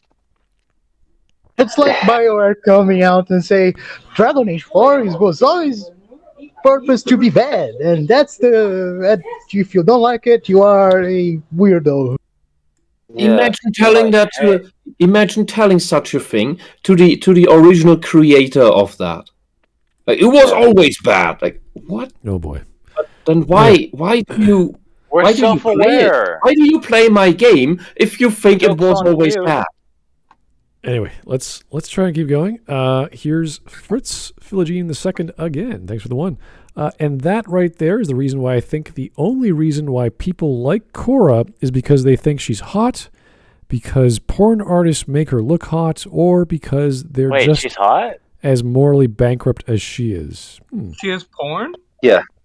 Yeah, It's a called lot. Where would one find this? 90%. Well, in the internet, you don't. And Eric, I'll send use you a Google. link. fucking hell, open Google Images for fuck's sake. And Research Korra. most fan art of her that is not fetish crap of her looks better than the actual design. Also, in the show, the design, she has way too thick arms. She has she has the torso of a guy almost. She's still on the female-ish side, but she looks way too much like a muscle girl. At least the face. At least the face is. Yeah, the face is still okay. The thing is, people will then argue, oh, but she's the Avatar, so she's working out all the time. And you're making the superhero argument that superheroes can't actually be fat, so stop trying to make fat superheroes. And while at the same time, not all female avatars had this buff physique out of nowhere. Korra doesn't her tribe doesn't really have this. Yeah, exactly. The Earthbender before her, she has a normal female figure with normal female Finnish arms. But there is a plus. She's super tall and have a massive boot to basically smash her enemies. Whatever you just said, I probably agree with it if I understood what it was. Sorry. Something in Brazilian. It's okay. Something Brazilian. We're finally Brazilian. The ladies in South America are like this. Okay. Finally, we are free from the Portuguese oppression. Oh we my don't God. need to speak more Portuguese. We speak Brazilian. Oh, I'm surprised they haven't made some trans shit out of the Avatar background yet. Oh, don't. They probably do, and we don't know. Don't give them ideas. Let's not go there. Let's just keep going. Man, maybe it was too early. How much? Go fund me. Let's do it. Here is great. No. Here's Great Scott. Go for it. for the $5 tip. I never got too far into Legend of Korra, but this is literally why women like this get so ostracized, yet somehow they think of themselves as the victim as they burn bridges left and right. I love how this is who we're supposed to root for some reason. Now, this could be ancillary to the actual story, so all the romance crap, all the relationships are just sort of off to the side, so it's kind of like, whatever. But it sounds like this is why people actually care about these characters. They want to see who ends up with who and why and whatever. So it's probably somewhat integral to their character to have these feelings and romances, which usually is not the case with these kinds of stories. Usually it's the focus is the villain and the problem is saving the world, not who they like after hours. So what was the comment? It was about, I love how this is who we're supposed to root for some reason, because... I remember what I wanted to say. That when these types of girls and women are ostracized, that is a good thing, because these are the people who call everyone and everything toxic when they are the actual toxic ones. They spread the actual toxicity. It's projection. So when you ostracize them, you are and gatekeep them out, you're actually doing a good thing, because they are the ones who will gatekeep you out once they get in power. So every time you keep them out, good, great, awesome. Go keep going. But a lot of them, sadly, are very successful with their antics and manipulations, and that's how they changed so much of society, because everything is catering to exactly these types of girls at this point. And I've seen this happen in real time in the hacker scene, the big nerd scene about IT programming and similar things. And it was just taken over by them. And I think that's as sad as that sounds, because those guys because they're so, I don't want to say obsessed, rather focused on their technology and the interesting things they can do with it, because they all have the researcher's mind at heart, or researcher's soul to some degree. They're so focused on that, and they tend to get girlfriends only later in life. And when then these types of girls come into their places, the hacker spaces, for example, they're just prey. They're prey to abusive girls. And so they think, oh, a girl is interested in me. That's awesome. Let's do everything she says, because I have no experience with relationships with girls. So I am going to fall for every manipulative thing that's going on, because I have nothing to compare it to, like a healthy relationship that I might have had in my teens. So I'm going to think that this is normal, and I don't want to lose the girl. So I will even sacrifice my friends for this asshole, because these people are sadly very underfucked. Not all of them, but a lot of them. And that makes them vulnerable. As harsh as that sounds, part of this stereotype is sadly true. So the simps open the gate. Well, the gates are open because the pants are willing. All right, that's a great analogy. Let's keep going. Top of the morning. Jesus Christ, right? So I can't really blame anyone for having a mental block about Korrasami. But what if I told you that the biggest reason many didn't see Korrasami was because Bryke didn't want us to? Alright, put on your tinfoil lenses and strap in. It's a little naive to think Bryke and Nickelodeon were ignorant of the reaction Korrasami would have. So to that end, one could imagine that said reaction was not only expected, but as well their intent, that they wanted to use the Legend of Korra for a publicity stunt. While it does look like Korrasami was planned by the start of Season 2 at the earliest, just as Bryke say, it also looks like there was a deliberate ambiguity to it, an attempt to hide Korrasami until the ending reveal, where it could generate the most controversy controversy as suddenly and as safely as possible. Brian kind of hand-waves this in his Tumblr post by saying these mere illusions were because they operated under an unwritten rule that they couldn't have their main characters be gay. Which is a nicer way of saying, yes, we were deliberately being ambiguous. But not to trick you, the people. We were afraid of the network until we got to the finale, and then we approached the network and they were cool with it. You might be thinking, but ER, why would they want to drum up controversy for a show? What they really did was pull out J.K. Rowling. And then just retroactively try to justify it. You sure they didn't pull Mystery Incorporated? What are you talking about? They pulled the same thing. Okay. I'm not kidding. I've never heard of that show. Wait, you never watched Scooby-Doo? You never watched Scooby-Doo? What? That's talking called Mystery about Incorporated? When did that happen? Mystery like Inc. the mid-2000s one. Since always. Wasn't Some reboot or what? Here was just called Scooby-Doo. Not the original. They brought it back as Mystery Incorporated. Scooby-Doo. Yeah, but Okay, Mystery Incorporated, that's what the organization's called, right?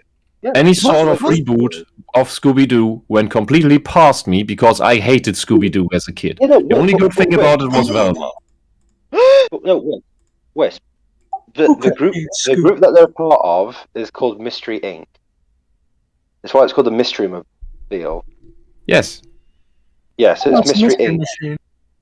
Yeah, I remember that, but only once I noticed that's written on that bloody car in English in some weird hippie font. Yeah, but they don't call themselves Scooby-Doo. That's the name of the No, dog. it's just in Germany the cartoon was simply just called Scooby-Doo. Yeah, that's what it is called. It's just that the group that they're part of is called Mystery. Yeah, I never noticed that as a kid that they were called some different thing. Yeah, it is called, the 2010 version was called Scooby-Doo Mystery Incorporated. So I think I saw this. Isn't this one they are on the beach city there and finding the secrets of the old Mystery Incorporated? Something like that. Yeah. It's very dark. People die. Why you hate Scooby? What does lovable dog do to you? Because Scooby is dumb, Shaggy is annoying, the Fred is just an unlikable douchebag. What was her name in the purple dress? Daphne. Daphne, yes. She's just a non-character to me. Like, there was nothing in that show, and it was always the same fucking thing. Only Velma rests as the best character. Velma only gets a pass from me because, the smart nerd girl. And when I got older, I saw, she's the attractive one. Whisper's just going like this. Why can't all these people just be emotionless Germans? That's what I want to watch on TV. What's the same reason? Are you trying to imply that Velma is Are you trying to imply that Velma is an emotionless German? Well, it's the same reason why people watch. German. Well, she does wear red, so. Well, no, anytime you're watching a mystery show or a detective show, it's always the smart one that you're more interested in. Like if you watch, I don't know, any season of NCIS except for the more recent ones, all you really care about is whatever Abby has to say because she's the one who solves the actual crime. Yeah. Everyone else is. Wait, who's Abby? And she's a goth Abby. Well, actually, you said something right because I have been watching Law and Order with my mom, and the best interesting character is Dunn. Vincent D'Onofrio character because he is the intelligent guy. He is the guy who solves the mystery by peer pressure on the guy who made the crime. Well, yeah, that was Criminal Intent. The thing is, they wrote his character. He's basically a Sherlock Holmes character. He has these random outbursts of knowledge that it's like, how would you know what a fisherman at the docks, the name of the knife, how would you know all these things? And it's kind of funny how they do have episodes where they play on that, and there's episodes where the criminal gets away. So it's interesting. It is the best character of the show. Out of all Law and Order, the Criminal Intent I enjoyed the most.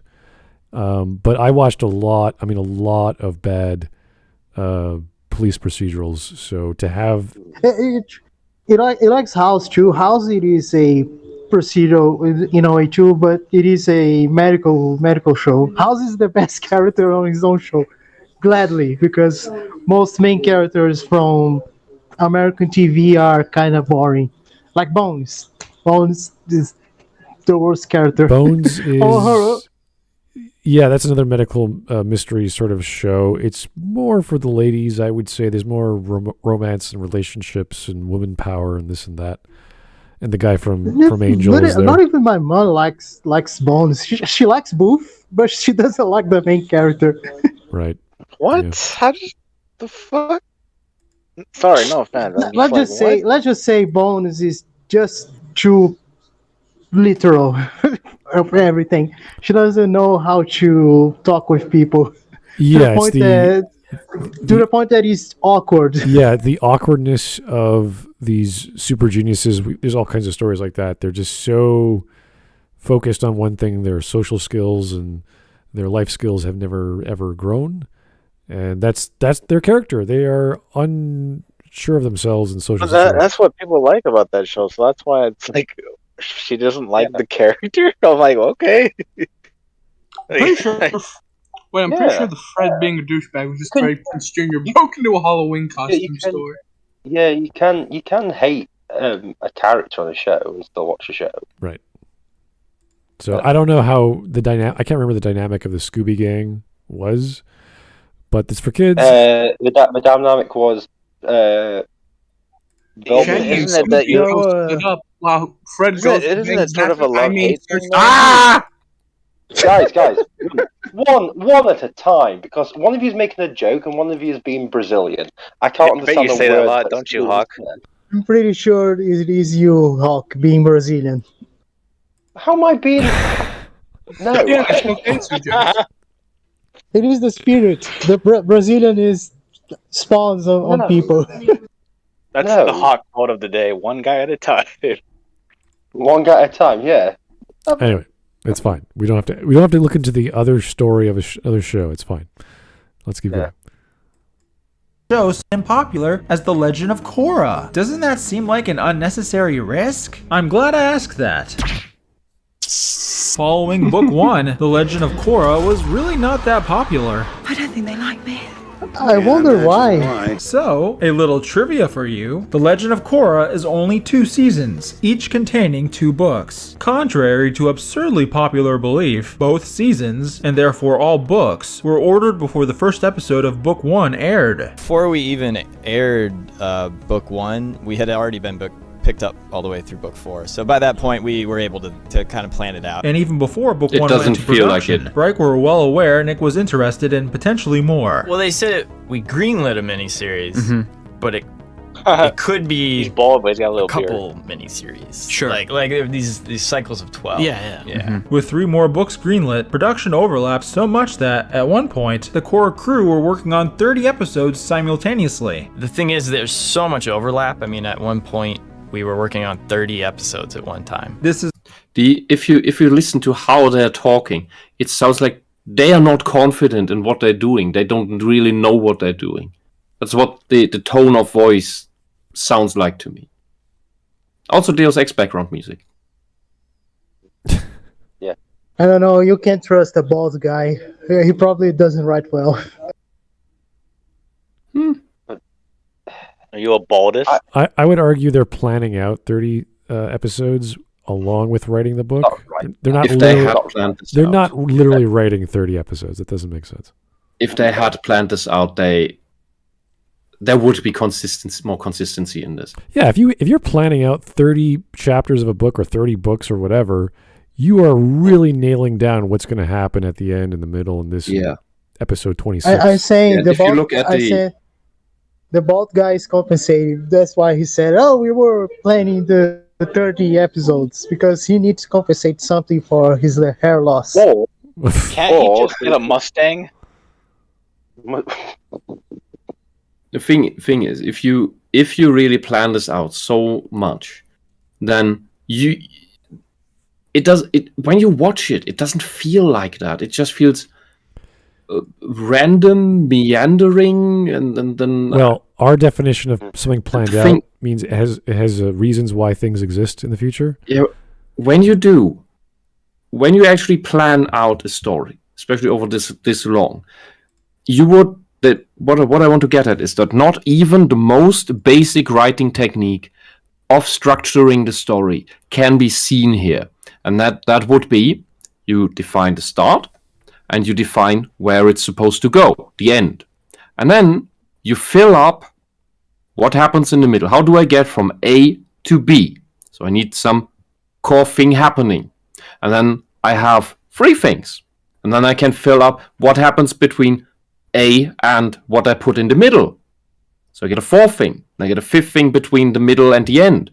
And then I keep up filling this with details and details and details. And you could say, it's not entirely correct, but you could say the story's writing itself then. At least the basic structure of it. And this thing does not have that kind of basic structure. It's just random things happen, and at the end they use the random things and make something from it. That's not the same. I would like to see their storyboard process, though. At least that would make some sense visually. Whether they could write with that or around that is another story. So if there's overlap, that means they weren't done clarifying what they wanted. And they were building it as it was being built, which is not how you do things. It sounds to me that they went to the BioWare school of planning stuff out. Where it's just writing shit randomly. So well, that's the worst case scenario. I don't think it turned out that bad. So. Suddenly the weapons have ammo. Oh, my mistake. Thermal clips. Suddenly Korra has space magic. Yes. Oh, and no, Mike. It's not just that I don't like Scrappy. I hate Scrappy. When they brought that thing in, I was like, "What the fuck is this? I don't want to watch. I want to watch the cartoon after this." Oh. Anyway, okay, I'll give you Scrappy. Let's back to whatever ER was trying to say here.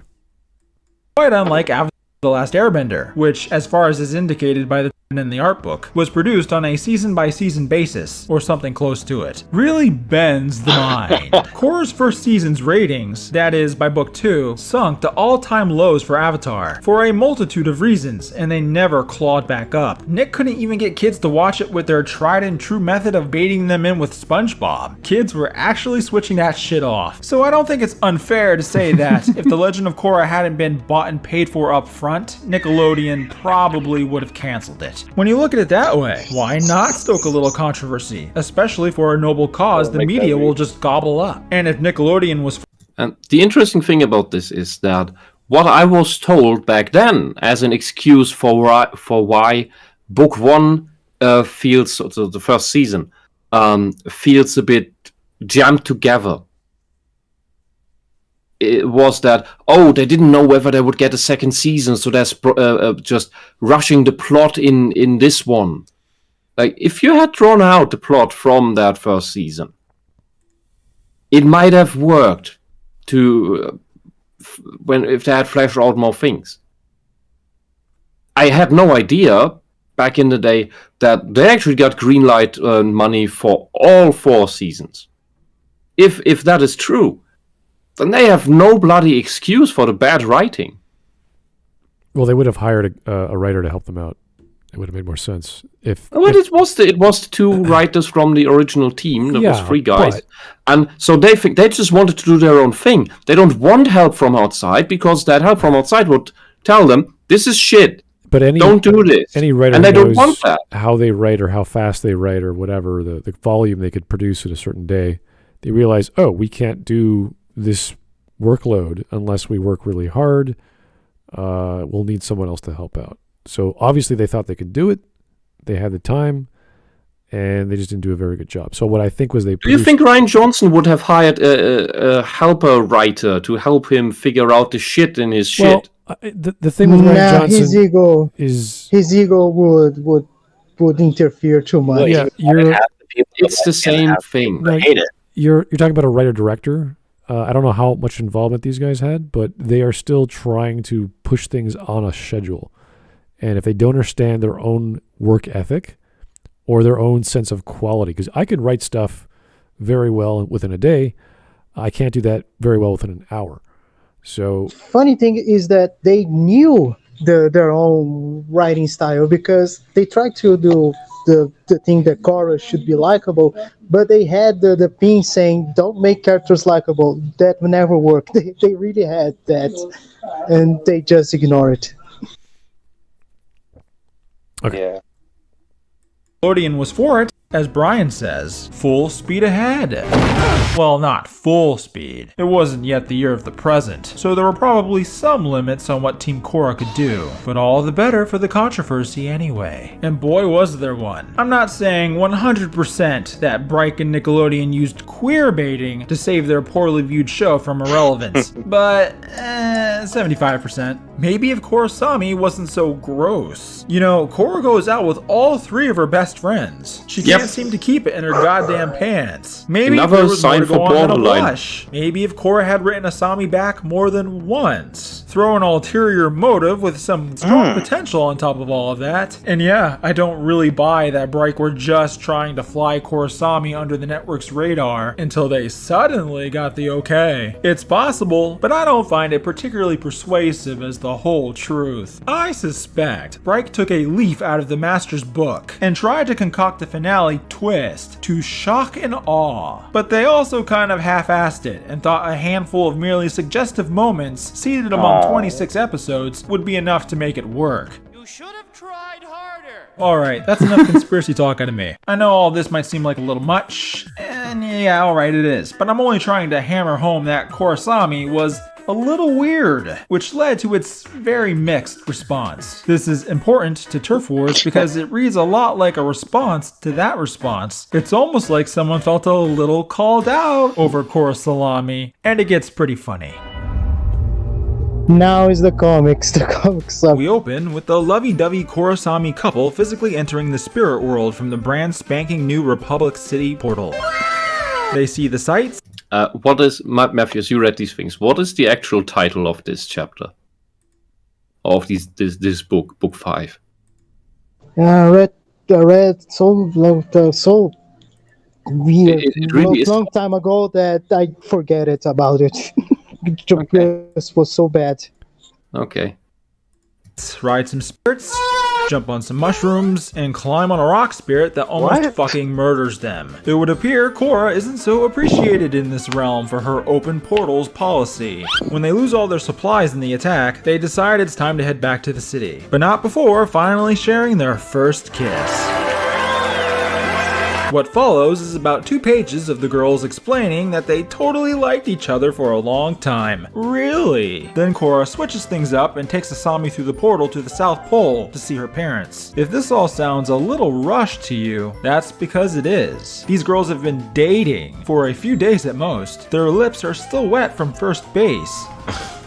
Over dinner, Korra comes out of the closet to Tonrock and Senna, who couldn't be happier. Tonrock advises Korra to be careful about dropping this bombshell on everyone, to which Korra responds, I've dealt with a lot of narrow-minded people. I just didn't realize you were one of them. Excuse me. Then she storms off. Bitch, are you for real? Your dad instantly accepted you ending his ancestral line, but just because he says that others might not be as accepting, he's narrow-minded? I have to hand it to Mike here. Really keeping Korra consistent as a bipolar nut bar.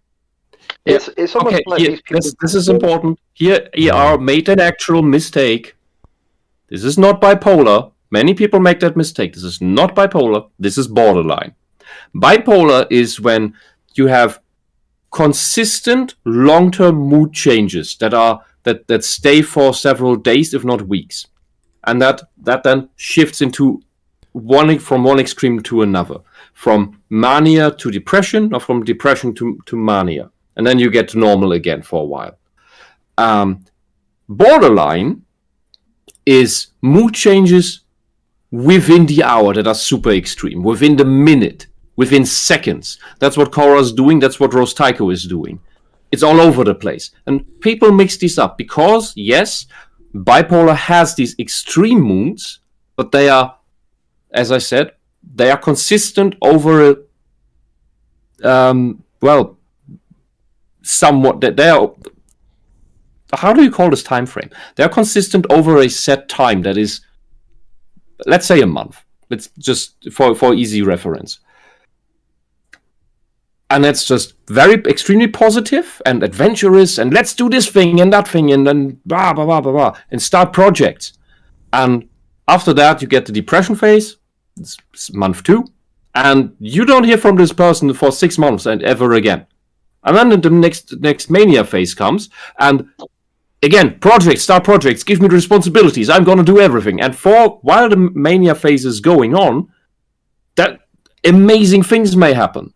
Or just impulse buying and throwing all your money into the lottery, or going out into the woods and doing survival stuff. And then, and I've talked with someone who did that.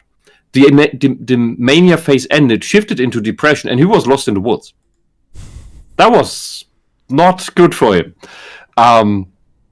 And Korra is... because it's supposed to be somewhat cartoonish, somewhat funny, but it only comes across as petulant. That every sentence she has another extreme mood. That's borderline personality disorder.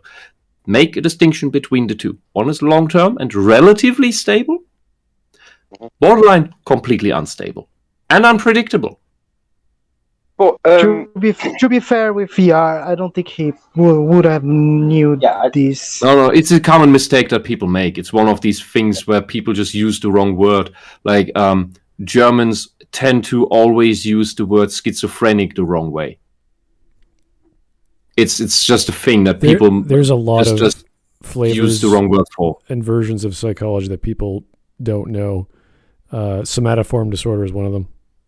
It happens a lot. The thing that I was going to bring up is this seems to be a common, I'll call it trope in entertainment, where a person comes out as gay, lesbian, bisexual, trans, Brazilian or whatever, something weird, right? And the parents are incredibly accepting of it, but somehow the person still finds an argument. It seems to be a very common thing. It's almost like they're trying to say that people who come out aren't doing it to come out because they want to come out. It's because they want to have an argument with their parents. They want to have the conflict. They want to go through that magical hero story they heard from decades past, where it was a struggle to come out as gay in the West. And nowadays it's just, why do you bring this up? Well, I don't care. Well, let's just be yourself. Go on. And what they want is either the amazing, I have to fight against this, it's my life story, or the, you're so brave, you're so amazing, you're so special.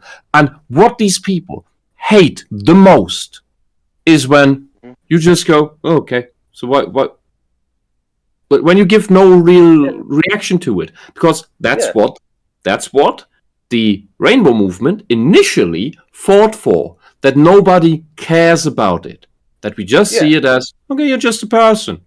I don't need to know who you go to bed with, as long as it's consensual adults. It's none of my business.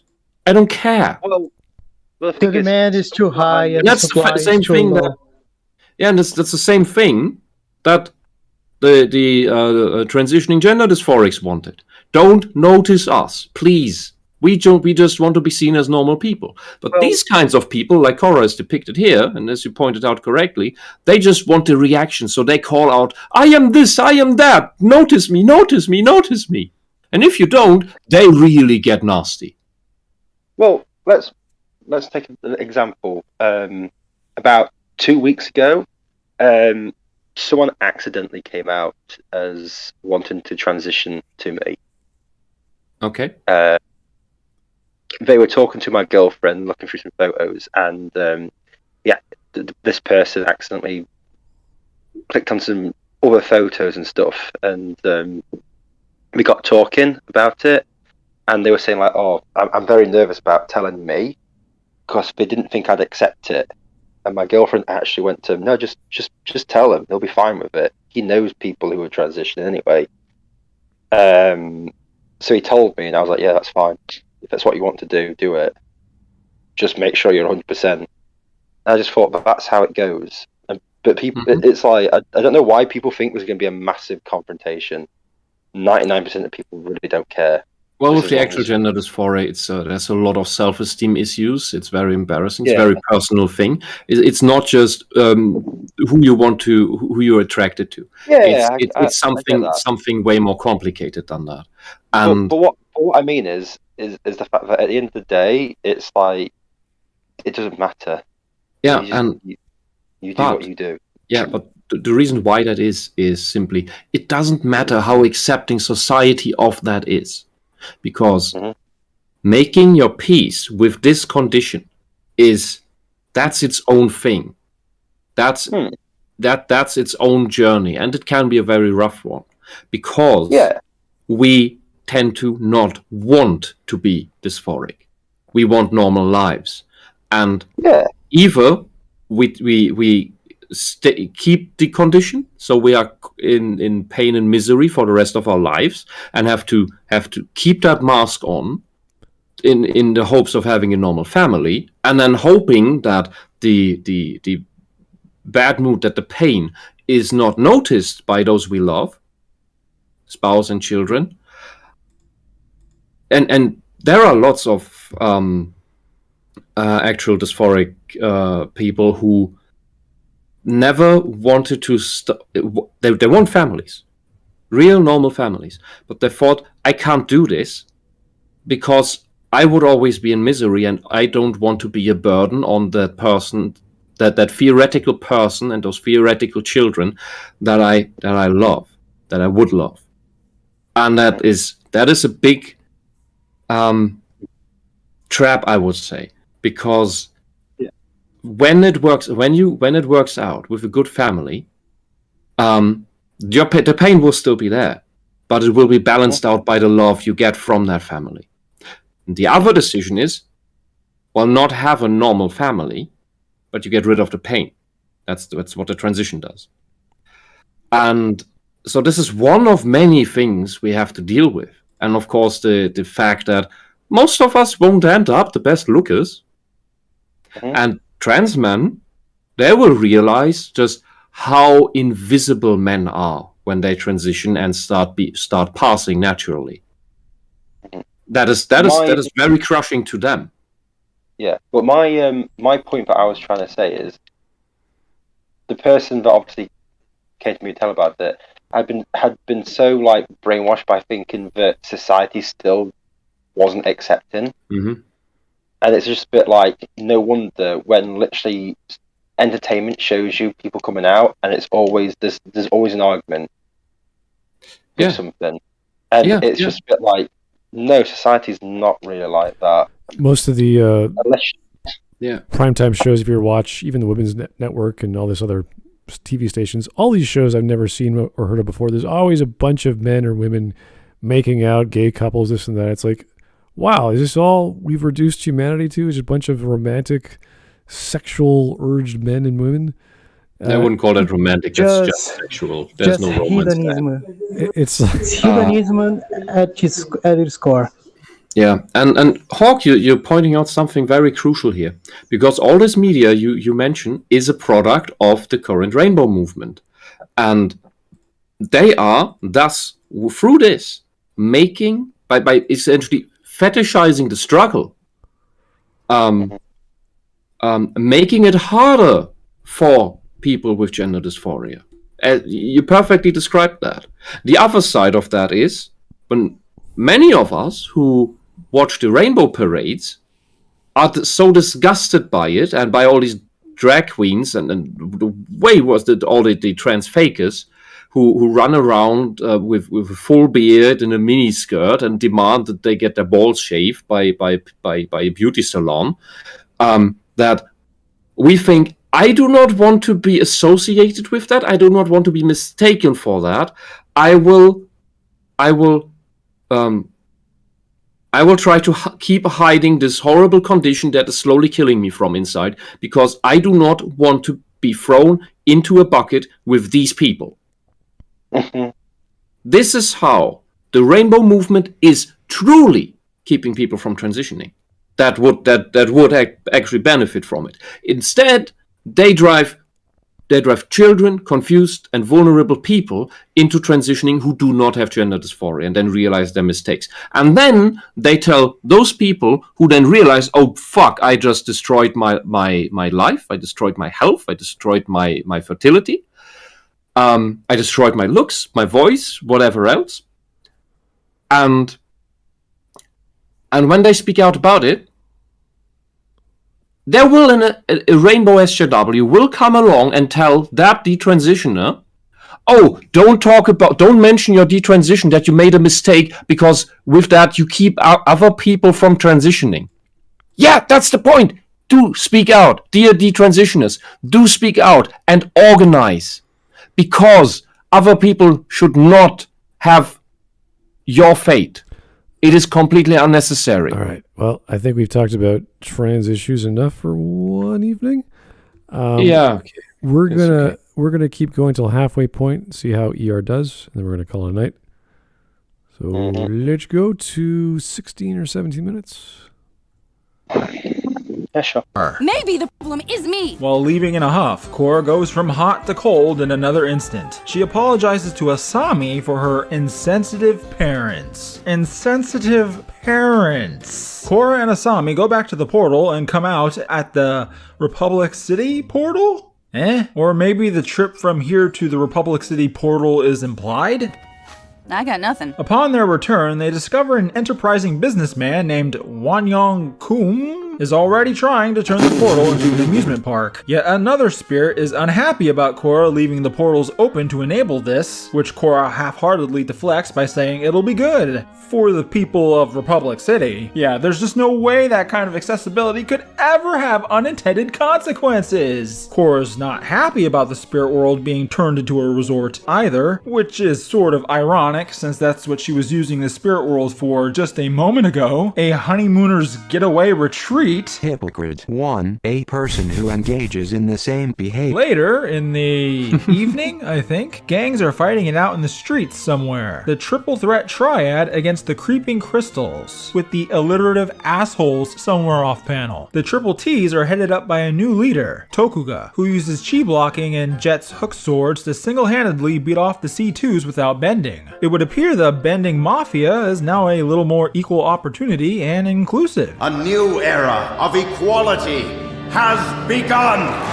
The cops show Lin Bei Fong, Mako, and the newly recruited Bolin to arrest the stragglers, and they learn who Tokuga is, and how he's been busy usurping power in the underworld. The next day, I guess, Korra and Asami show up to this temporary evacuee camp for displaced people. Why are they displaced, you ask? Part of it is probably the damage by Kuvira's spirit cannon, but it's mostly because Korra plopped the spirit world on top of their homes, because of Kuvira's spirit cannon. And it looks like no one begrudges Korra taking time off while they stayed behind to mop up the mess. Not even Everybody her loves long-suffering the Mary mentor Sue. Tenzin. And to be fair to Korra, at least the displaced people are a pretty diverse mix. Wait, aren't there only 4 distinct peoples in the Avatar world corresponding to the 4 nations? So where's she from? Or him? Is that a head covering from Wan's era? Or does the Avatar world have peacebenders now? Here to answer your provocative questions, Irene Ko. Yeah, I've added black folk to the Republic City populace, because why the fuck wouldn't there be? Haha, I try to diversify the crowds where I can, especially with South Asians who are underrepresented in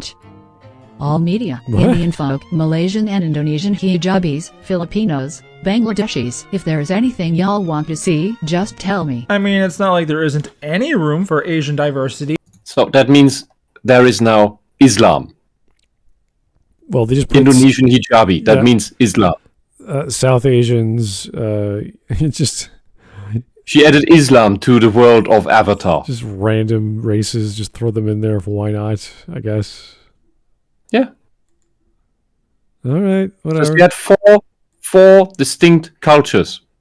Now we have everything. Yeah. We must have everything. Of course, except the Caucasians. Everything must look like 21st century Earth, because why would we want, original fantasy worlds? Yeah, I thought it was. Everything must be exactly everything must be exactly like 21st century San Francisco, since we all live there. Yeah, I thought it was alternative 1920s or something like that. with steampunk, but I guess we're just throwing everyone else together as well. Yeah. It really is. Everything's just turned to California, actually, when I think about it. It's like, we must make everything like California. It's like, what, so you're just making a world of shit? Yeah. Yeah, and you know, you have an all Asian world, and they still have to inject more of their shit into it. Yeah, but Wisp, Asians are white. Yeah, now they weren't at the time. They weren't at the time. That's a recent redefinition of theirs. when Korra happened, the Asians weren't white yet. They're only white now. Yeah. Well. Oh, I do apologize. And back then, Slavs weren't people of color. That's also a recent thing. You know, the palest people on the bloody planet. Here's Vladimir Dragoner for the 5. Thank you, sir. Also, the American conquest of Leafland is coming. Of Canada. Resistance is futile. Embrace Pax Americana.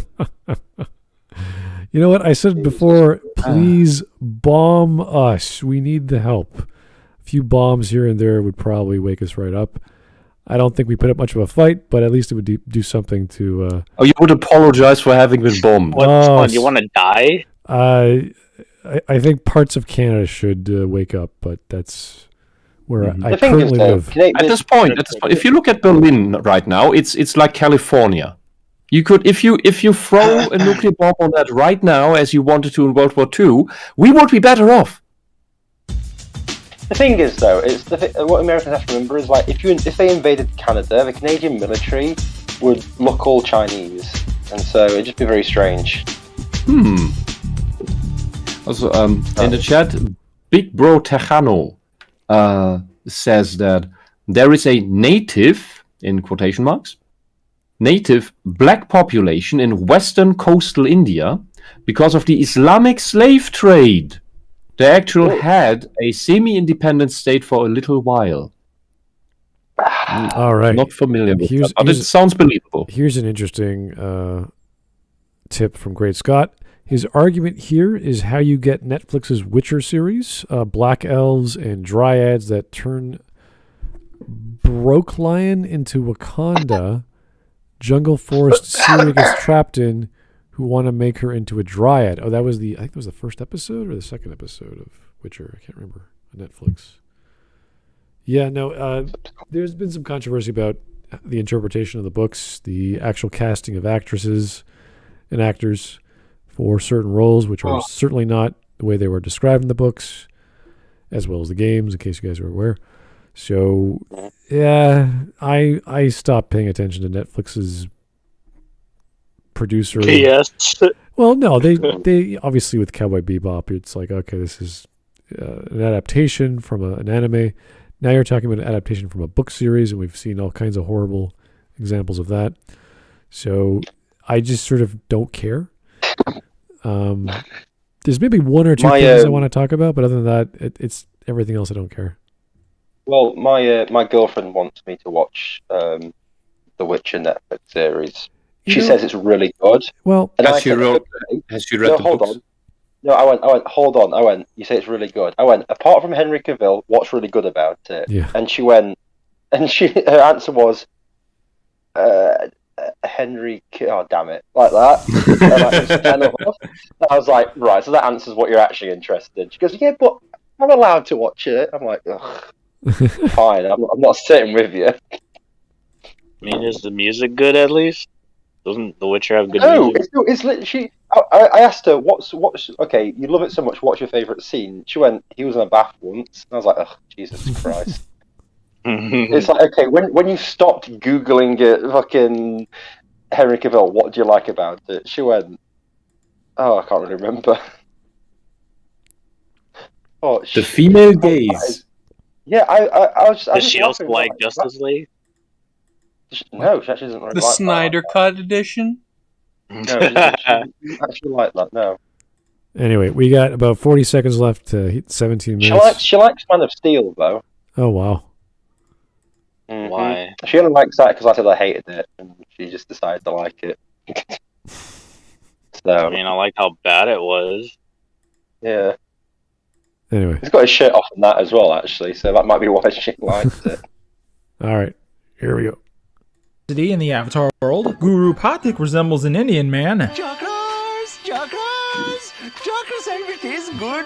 Hell, all of the Fire Nation is Indian if you want it hard enough. Imagine Asians the limit. But how do Wakandans factor in? Which element are Malaysians coded to? Or how about the black folk? I expect detailed answers on my desk by morning, Irene. By the way, loving the look you're going for. The skin lightening, the hair dyed blonde, the blue eye contact lenses. The spirit's name is Ko, but she is very dangerous.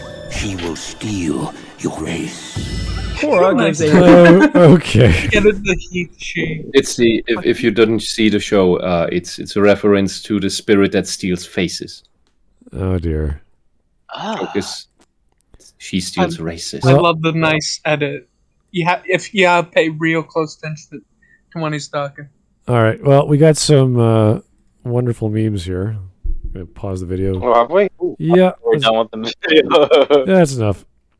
All right. Let's see. That's enough for me today. Yeah. Here's unconvincing robots meme. Every time Korra trends, half the posts are fangirls upset that people didn't like her. Lol. Yeah. That's ER's quote. Here's Drunken Mumble. You like Korra, don't you, Mako? Don't you? You don't know what I'm going through. My eyebrows are sharks. That makes more sense than the show. Oh boy, I don't even know what artist that is. But yeah. Blaming Germans for Jeremy Corbyn. When you're pictured at Nuremberg and claim you thought you were going to a car rally.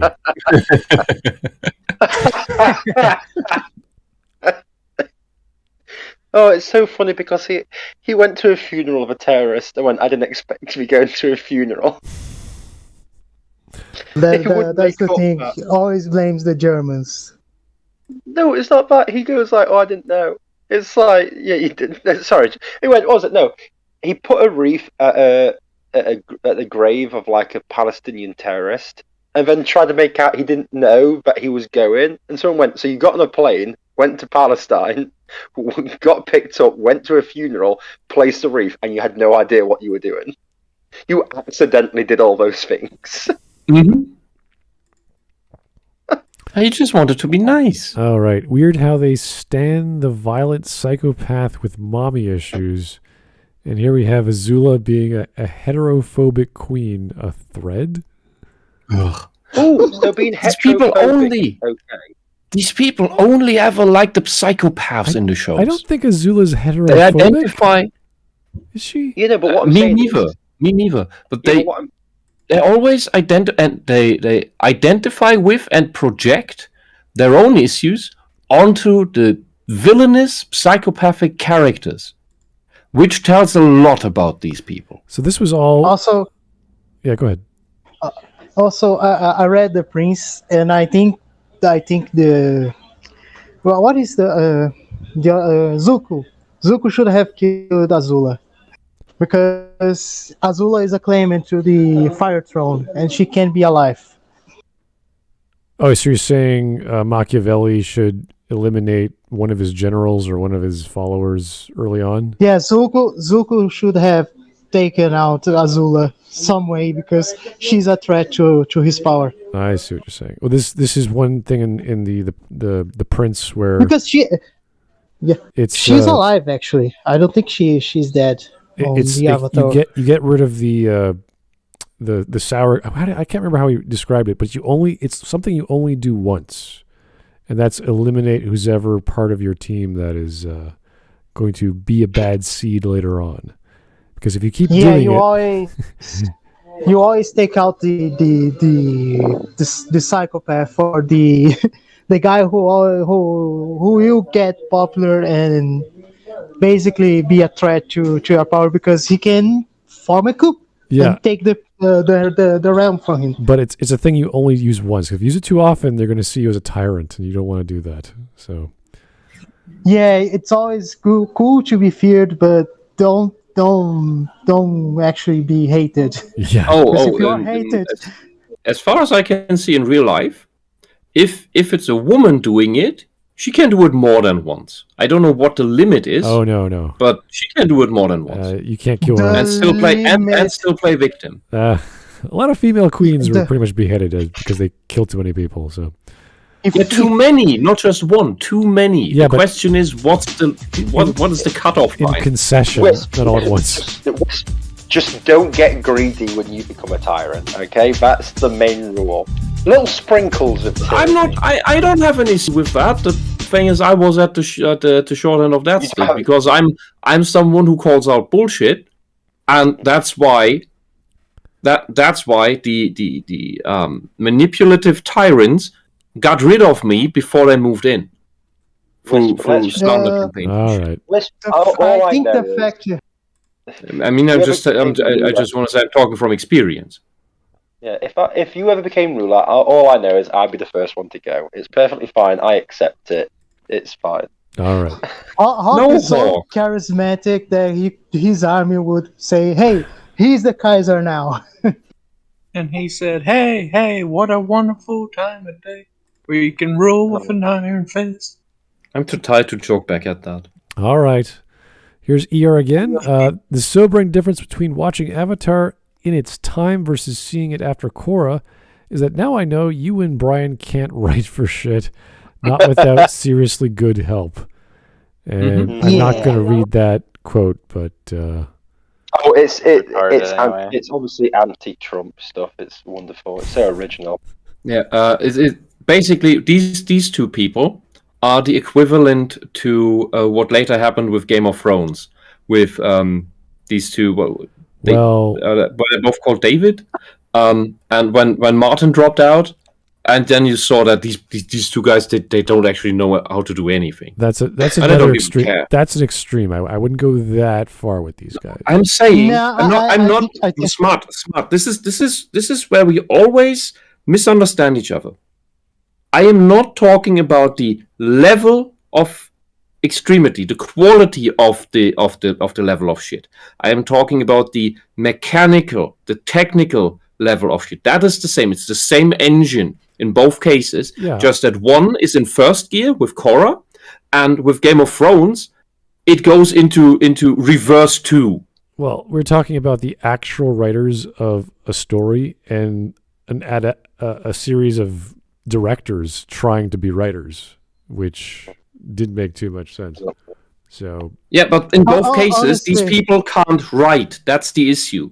Well, wherever they come from doesn't matter. They cannot write. They can write, honestly, but they can't do it at a certain way for an ending. They don't know how to realize plots. They don't know how to realize character arcs. They don't know how to realize settings, all kinds of things. Like there's all kinds of that means they can't write in general, not just endings. They can't write in general. You're just listing every little aspect of writing, and they can't do any of it. No. No, they could do something. Guys, honestly, this misunderstanding, I know what it is, because one is from the new world where we are chill, we like to be chill, and the other is from the old world where everything is boring and European. Matthias, what are you? No. And dude, everyone's angry in this podcast. I don't know anymore what you're talking about. Guys, let's stop arguing about who can write. Let's just argue about whether Stardust is a good adaptation of a book. That's what we all like to do. Please do not bring that up. The fucking book. It has Charlie Cox. No. I would say I like the movie. Never read the book, but I like the movie. You like the movie because it has Daredevil Read on it. the fucking book. It's not even long. And Robert De Niro, right? He was in I don't even know if the book is here in Brazil. No, not everything comes here. Anyway, here is a movie poster of My Super Ex-Girlfriend. I never heard of this movie before. Really? I've actually heard of this. I've forgotten long ago. I've actually watched this movie. I've actually watched it. You watched it? It's much. Yeah. You can watch it. As I thought it was going to be? Yeah, it is a really fun movie, actually. You can watch it and you really like it. Wait, hold on. We're getting two conflicting statements. Hawk says it's bad, Mateus says it's good. I know Yeah, why I said it's good. I know. I will say why I think it is good. It is because of the dub version. The dubbed version here in Portuguese is better than the English version. What the fuck are you on about? Wait. Are you saying Brazilians can write better than Americans? Is that... Yeah, I'm saying that. So What Price is saying is that he thinks that the Portuguese language is better than English. It's like It is better than English. Because we are not children of the Germans. We didn't have we are not. Well, our language it isn't a derived language from the German. We are the derived language of the Latin. Yeah, we actually have. Okay. It's a bad movie. It's from it's the. No, it is not a bad movie. It is an enjoyable movie. Okay. All right. And his head. I will never watch it, but thank you for that commentary. How much do I got to pay you to watch it, Mud? Yeah, we're not watching it. Yeah, we might have been. Too bad she got his spirit permanently destroyed in book 2. Oh. What? Yeah. Aang got his spirit wow. Yes. Korra destroyed all the avatars before her. How? Right. Her uncle. She's a woman. By being a bitch. Oh. Yeah, she's a woman. Yeah. Her And uncle beat the this is a deliberate destruction of history. So that she now is the undisputed and only avatar. Okay. I find why This is how they do it, and this is how they do it everywhere, all the time. So this is pretty much the ending of episode 9 with Ray. Yes, exactly. That's how what they do everywhere. Wait. Aang couldn't be disappointed if by we trashing Korra because Aang is no more. Yeah. Yes, because you got the joke.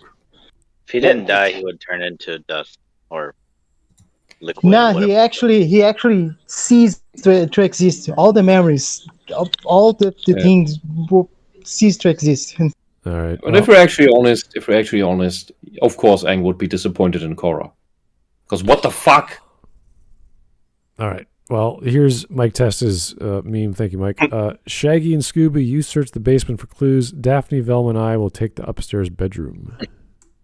Nah, I don't believe that. Because Velma would never do that with. Oh no, she wouldn't. Velma's more into Scooby, right? She would probably do with Daphne, but that's another story. That was Shaggy. All these women are fake smiling, except maybe the Asian one. Oh. But the one in the front on the right, that is a scary psycho smile. Holy fuck.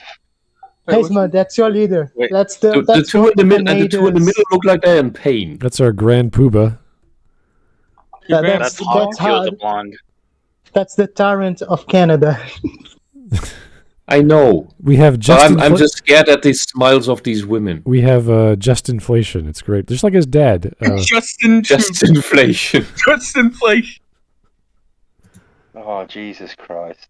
His dad gave us Trudeau Mania. Now we have just inflation. It's great. More Mike Testa. Oh boy, Bob Chipman. Oh. Marvel Studios would present us a world wherein Peter Parker, a Rittenhouse-style vigilante, whom openly helps the cops. Oh, what a horrible superhero helping cops. Gets rewarded with a nice chocolate female? Jesus, Bob! What? It's indistinguishable from a Nazi writing. Holy fuck. Holy. We thought... Is that his fetish, or is that just something he likes saying in public? I think he is actually saying. I don't know if he says self-aware or if he actually means it. He means it. I'm pretty sure. Matthews, what people do not understand is that this Nazi shit is a product of the left.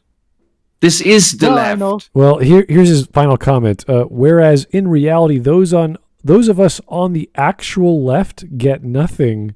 It's just not right. Bob, you're one to talk. Wait a second. Wait a second. I watched the 5 hours video from Tick. I know Either Bob the Troll or he's a retard. He watched a Spider-Man movie going, there's nothing in this movie for the left-leaning political ideologue like myself. It's just not fair. How about you come for fucking Spider-Man? Dude, every Spider-Man movie has nothing. Like, what? No, these Spider-Man... so he's talking about No Way Home. I know. But last weekend... Stupid. Look, last weekend, Bears made me watch Far From Home. And it's just horrible. And it's not a Spider-Man movie. That movie? Why did Bears make you watch that movie? To make me suffer. Because Bears is based. Shut up, you want an answer or not? Yes, I want an answer, please. Yeah, to make me suffer and see what the MCU did to Spider-Man. And that was not Spider-Man. That is really just Iron Boy. Yeah. Yep. And I will instantly believe that No Way Home will be the same shit, just worse. They took Spider-Man's lines and put them into other characters' mouths, including not Mary Jane. All right. Well, I just hope that Toby doesn't get disrespected. Those are my standards. I don't care anymore. Honestly, I think we'll be. What? Yeah, I'm gonna see with my brothers. Maybe it'll fine time. Oh, good luck. Anyway, I'm a consumer. I do have a few more super chats to go through. That was the last. There's one more. There's one more. No, there's 2 more memes. There's 2. What? Yeah, did you not see the 2 more memes? Hey, it wasn't me. Don't look at me. Yeah, I showed this one already. Shut the fuck up, Eric. That's. I like that. You should just put shut the fuck up and then just put blank and make your own. I did. There's a new meme. Oh, there is. Joe Crazy. Spare coochie. Okay. Why is he still trying to get with Lindsay? Ma'am. Is that why he wrote that? I don't know. I don't know. No one knows. Anyway. I don't get it. That's okay. Don't worry, it's okay. Coochie's vagina, right? Here we go. Ugh. Here's Vladimir Dragunov for the 10. Ooh, look out, sir. You saying Canada needs to be bombed reminds me of when Count Dank said it was okay to drone strike his country's kids if America would take Scotland away from the UK. They can have Scotland. No one cares about Scotland. Take then it just turns into even more into a socialist hell. That is a good thing. That is a good thing because my hypothesis is that and Scotland is on the way to a socialist hellhole more than any other of the British thingies, because it seems as if the only chance for a people to be inoculated against the horrors of socialism proper is only to go through a socialist hellhole in its history for a couple decades. That's not a perfect, not a 100% result that they will be inoculated against that, because there were ex-Soviet states that kept on doing socialism, and they're still shitholes. But it seems to be the only chance to ever reject it entirely.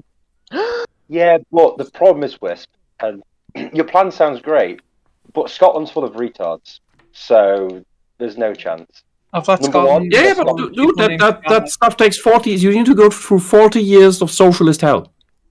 Oh, the Scots have gone through a millennia of living in Scotland. It don't really matter. They've gone through hell. Can we legally change people in Scotland to have their name changed to Scott? So they're literally called the Scots. No, that's you can already call Scottish people Scots. All right. Well, I thought that was a racial slur.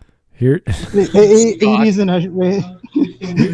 Imagine you saying "Joy Scottish," you're a Scot, and he'll say, "Oh, yeah, I am." I mean, you wouldn't call a Brazilian a Brazil, right? A Brazzer? Breezy? Z? Bra? Brazzer, yeah. Anyway, here's some more from Vladimir Dragunov. I'm surprised that made it throw uncensored. True. I don't know what we're referring to, but okay. Great, Scott. Thanks for the tip. Also, Louis yes, Mud, get ready for Operation Anchorage. We need your oil so we can get a $3 a gallon back down to $2 as Biden mistakes the life alert button for the shoot nukes button. I mean, give him time. It's not like he'll reach it. Yeah, it's kind of like, hey, let's cancel the Keystone Pipeline, even though it's almost done, and raise gas prices and the cost of everything else. Come on, man. I want to light a smoke near the end of this pipeline. That was so why you do that? It's like let's have jobs for everyone in Canada and America. No, it's not. No, it's not. Let's have it like mainly. Old troll, I swear. It is all about the green stuff, Yeah, the unreliable 10 years energy. of negotiation of going through all these properties and zones and getting permission. Yeah, we'll just cancel it. No big deal. Anyway, no one cares. It's not. It's just oil. He wants to, the lifeblood of any economy. Now he wants to pass that infrastructure bill that will do nothing because you simply raise more the prices and create a bigger inflation. Yeah, well, and it is already high enough. The only time the stock market rallies is when the Federal Reserve says something, which happened yesterday, or the president shuts up. So as long as he doesn't say anything, we're good. Anyway, Vladimir Dragunov, thanks again. Brazil is going to become part of Pax America 2. Isn't it South America already? Isn't Brazil? Doesn't he mean? I think he means that the North Americans will create a bigger empire, like Oceania in 1984. Yeah. So America 2. It was like if United States said to Canada in Fallout, "We are going to annex you." All right, here's the last one from Vladimir Dragunov. Thank you for the 2. Is Bob an incel, a neckbeard, or both? Bob is on his own level. He's beyond the concepts that we try to ascribe to him. He's beyond the concept of mortal minds. He's a walking McDonald's. I don't think he even knows what he is anymore. No, he's a McDonald's Nazi. He believes. Can't get up to attack you. No, it's not. He believes he is a The moment he gets up, he can't attack you. I'm not gotta take the seat again. I can't attack you. I'm having a heart attack at the moment. If only. Oh, now Bob is resilient. He can't do needs a scooter for an attack. Well, we're at 17 Bob's minutes. a black person? We can he needs 10 scooters. We can keep going after this if you guys want, but that's all for tonight. Yeah, I think we can do it on Saturday again. Sure, that's no problem. Yeah, Excellent wanted to be on. Sure, no, I have no problem with other people, and we have a full team. It's nice to see you guys organized as we try to go back to normal. I know I've been busy with work, and it's going to get even busier for me as the new year comes in, and all kinds of crazy stuff happens. But thanks. Yeah, everyone is ready for the New Year's and Christmas parties here in Brazil. Okay. Yeah. Awesome. I mean, I'm glad we're having a good December, and hopefully we're gonna have a better year tomorrow or next year. But yeah, I mean, December is never good for Canada because of snow and cold, and basically interrupting everything. Of course, it's not good for Canada. They don't have Christmas. They have this thing called Boxing Day. It's really ugly on divorce. Mm-hmm. Well, Boxing Day is not when you guys. We do have free shipping from Walmart, so I mean. Hooray! What about Germany? Do they celebrate Christmas over there? Smud goes around punching people. With my return chocolate cake, to Costco, my Christmas log I don't like. I'll just return it. I want to return this log. Please let me. Oh, Costco accepts everything. You could eat a steak and return the bones. They'll take it. Oh, that's such a nasty thing to do. I've seen it done. Not by myself, but no, you're screwing with me. No, not me. Not serious. It was chicken. Someone returned the bones of a chicken. So wait, you could finish the thing and be like, "I want my money back." Yeah, it got me sick, or I didn't feel good, or what? It's like whatever. They'll take it. It gave me AIDS, so I'm here to return this. Imagine the cashier say, "Hey, I got food poisoning here. I want my money back," and she opens the safe and here, go out. Seriously. No, you go to Costco. Gave me COVID. Have your receipt. Have your receipt in the packaging. And that's all they need. So. No, you go to Costco. It's like, these gummy bears gave me cancer. I want a refund.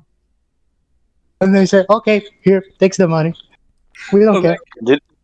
Smud, do you also you don't need to have the bottle full, right? You just have an empty bottle and they'll accept that, right? The bottle. No, like liquor, soda, well, water. we can't buy liquor at Costco yet for whatever reason. Oh, really? Yeah, I know it's available in the States, and there are places that you can buy their whiskey from Kirkland brand, but not in Canada. We do have liquor and booze and beer in our grocery stores. It took about 10 years to get there, so we could do that now, but not at Costco for some reason. Talking about Canada, there's another Canada law that I like. That the government is actually trying to make people colonize the rest of Canada, but no one's go because Canada is in hospitals. No hellhole. There's lots of incentives to go north. Like if you're a they want doctors in general because there's a shortage, but if you are a medical professional or any kind of technician, I don't care what you do. You can fix a tractor, you could fix a light switch. They want you up north. They'll spend crazy money. Yeah, but the problem is that you can't live up north because what is there? The tundra, polar bears, well, not that far. There is silence.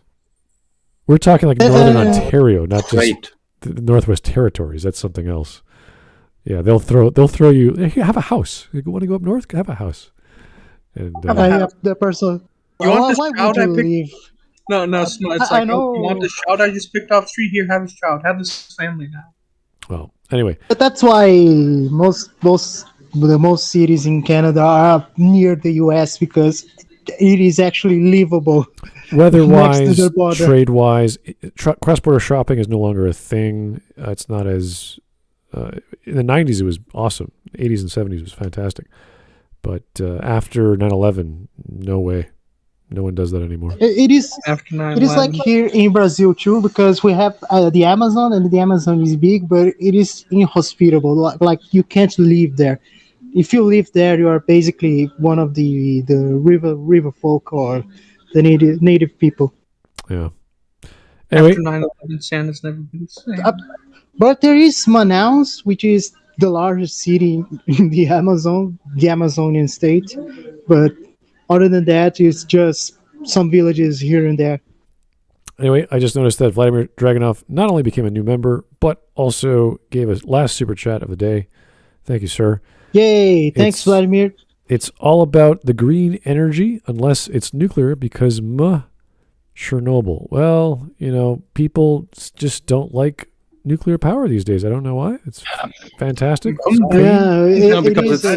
It's because it's completely demonized due to the failures of the nuclear power industry that keeps neglecting the safety of the nuclear power plants. Well, that's in other parts of the world. Here in Brazil, we have the nuclear power in Angra. It didn't explode since it was created. Yeah, we have the Candar reactors, which are amazing. They never explode. Yeah, smart. Most nuclear power plants don't actually explode. Otherwise, we would have way more extreme stance against it. The reason why you have this demonization activism everywhere is because these movements are globally organized. So when you have all the horrible shit demonization arguments in one place where they may even be justified because the industry there is so extremely corrupt that the people are so fed up by this type of power, those very arguments will be brought into other countries where it's not that level of shit, where you can actually still improve on the quality of the industry. That's why you have the same with the social justice stuff everywhere globally. It's globally the same. It's even in India the exact same that it is here, where they tell the Indian people that they have no culture. I'm not kidding. Well, anyway, imagine.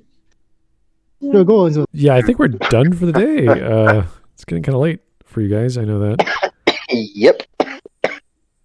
Okay, well, we could do this tomorrow or Saturday if you guys still Saturday. Okay, Saturday is better. It's a fun video. I like doing it. It's awesome to watch. So, thank you so much, everyone. That was great. Thanks also, sorry? Friday is Renegade Cuts Day. Is it tomorrow? Oh, God, no. Oh, yeah, it's tomorrow. I know it's next week. Next week is the 24th, and then the 31st is... Actually, no, we're going to be busy on the 24th, aren't we? Everyone's going to be busy on the 24th. Yeah. Everyone will be busy on busy on the 31st as well, Smud. Some of us might, yeah. Yeah. In that case, yeah, okay, well, we could do Renegade Cut tomorrow if you guys want. That's fine. I don't mind. Sure. Or not. We'll get the poll up. Myself right now. We'll get the poll up. We'll ask around. Other than that, we'll find out tomorrow. Anyway, thank you guys. Have a great night. Thanks for tuning in. Bye-bye. Night. Take care. Korra?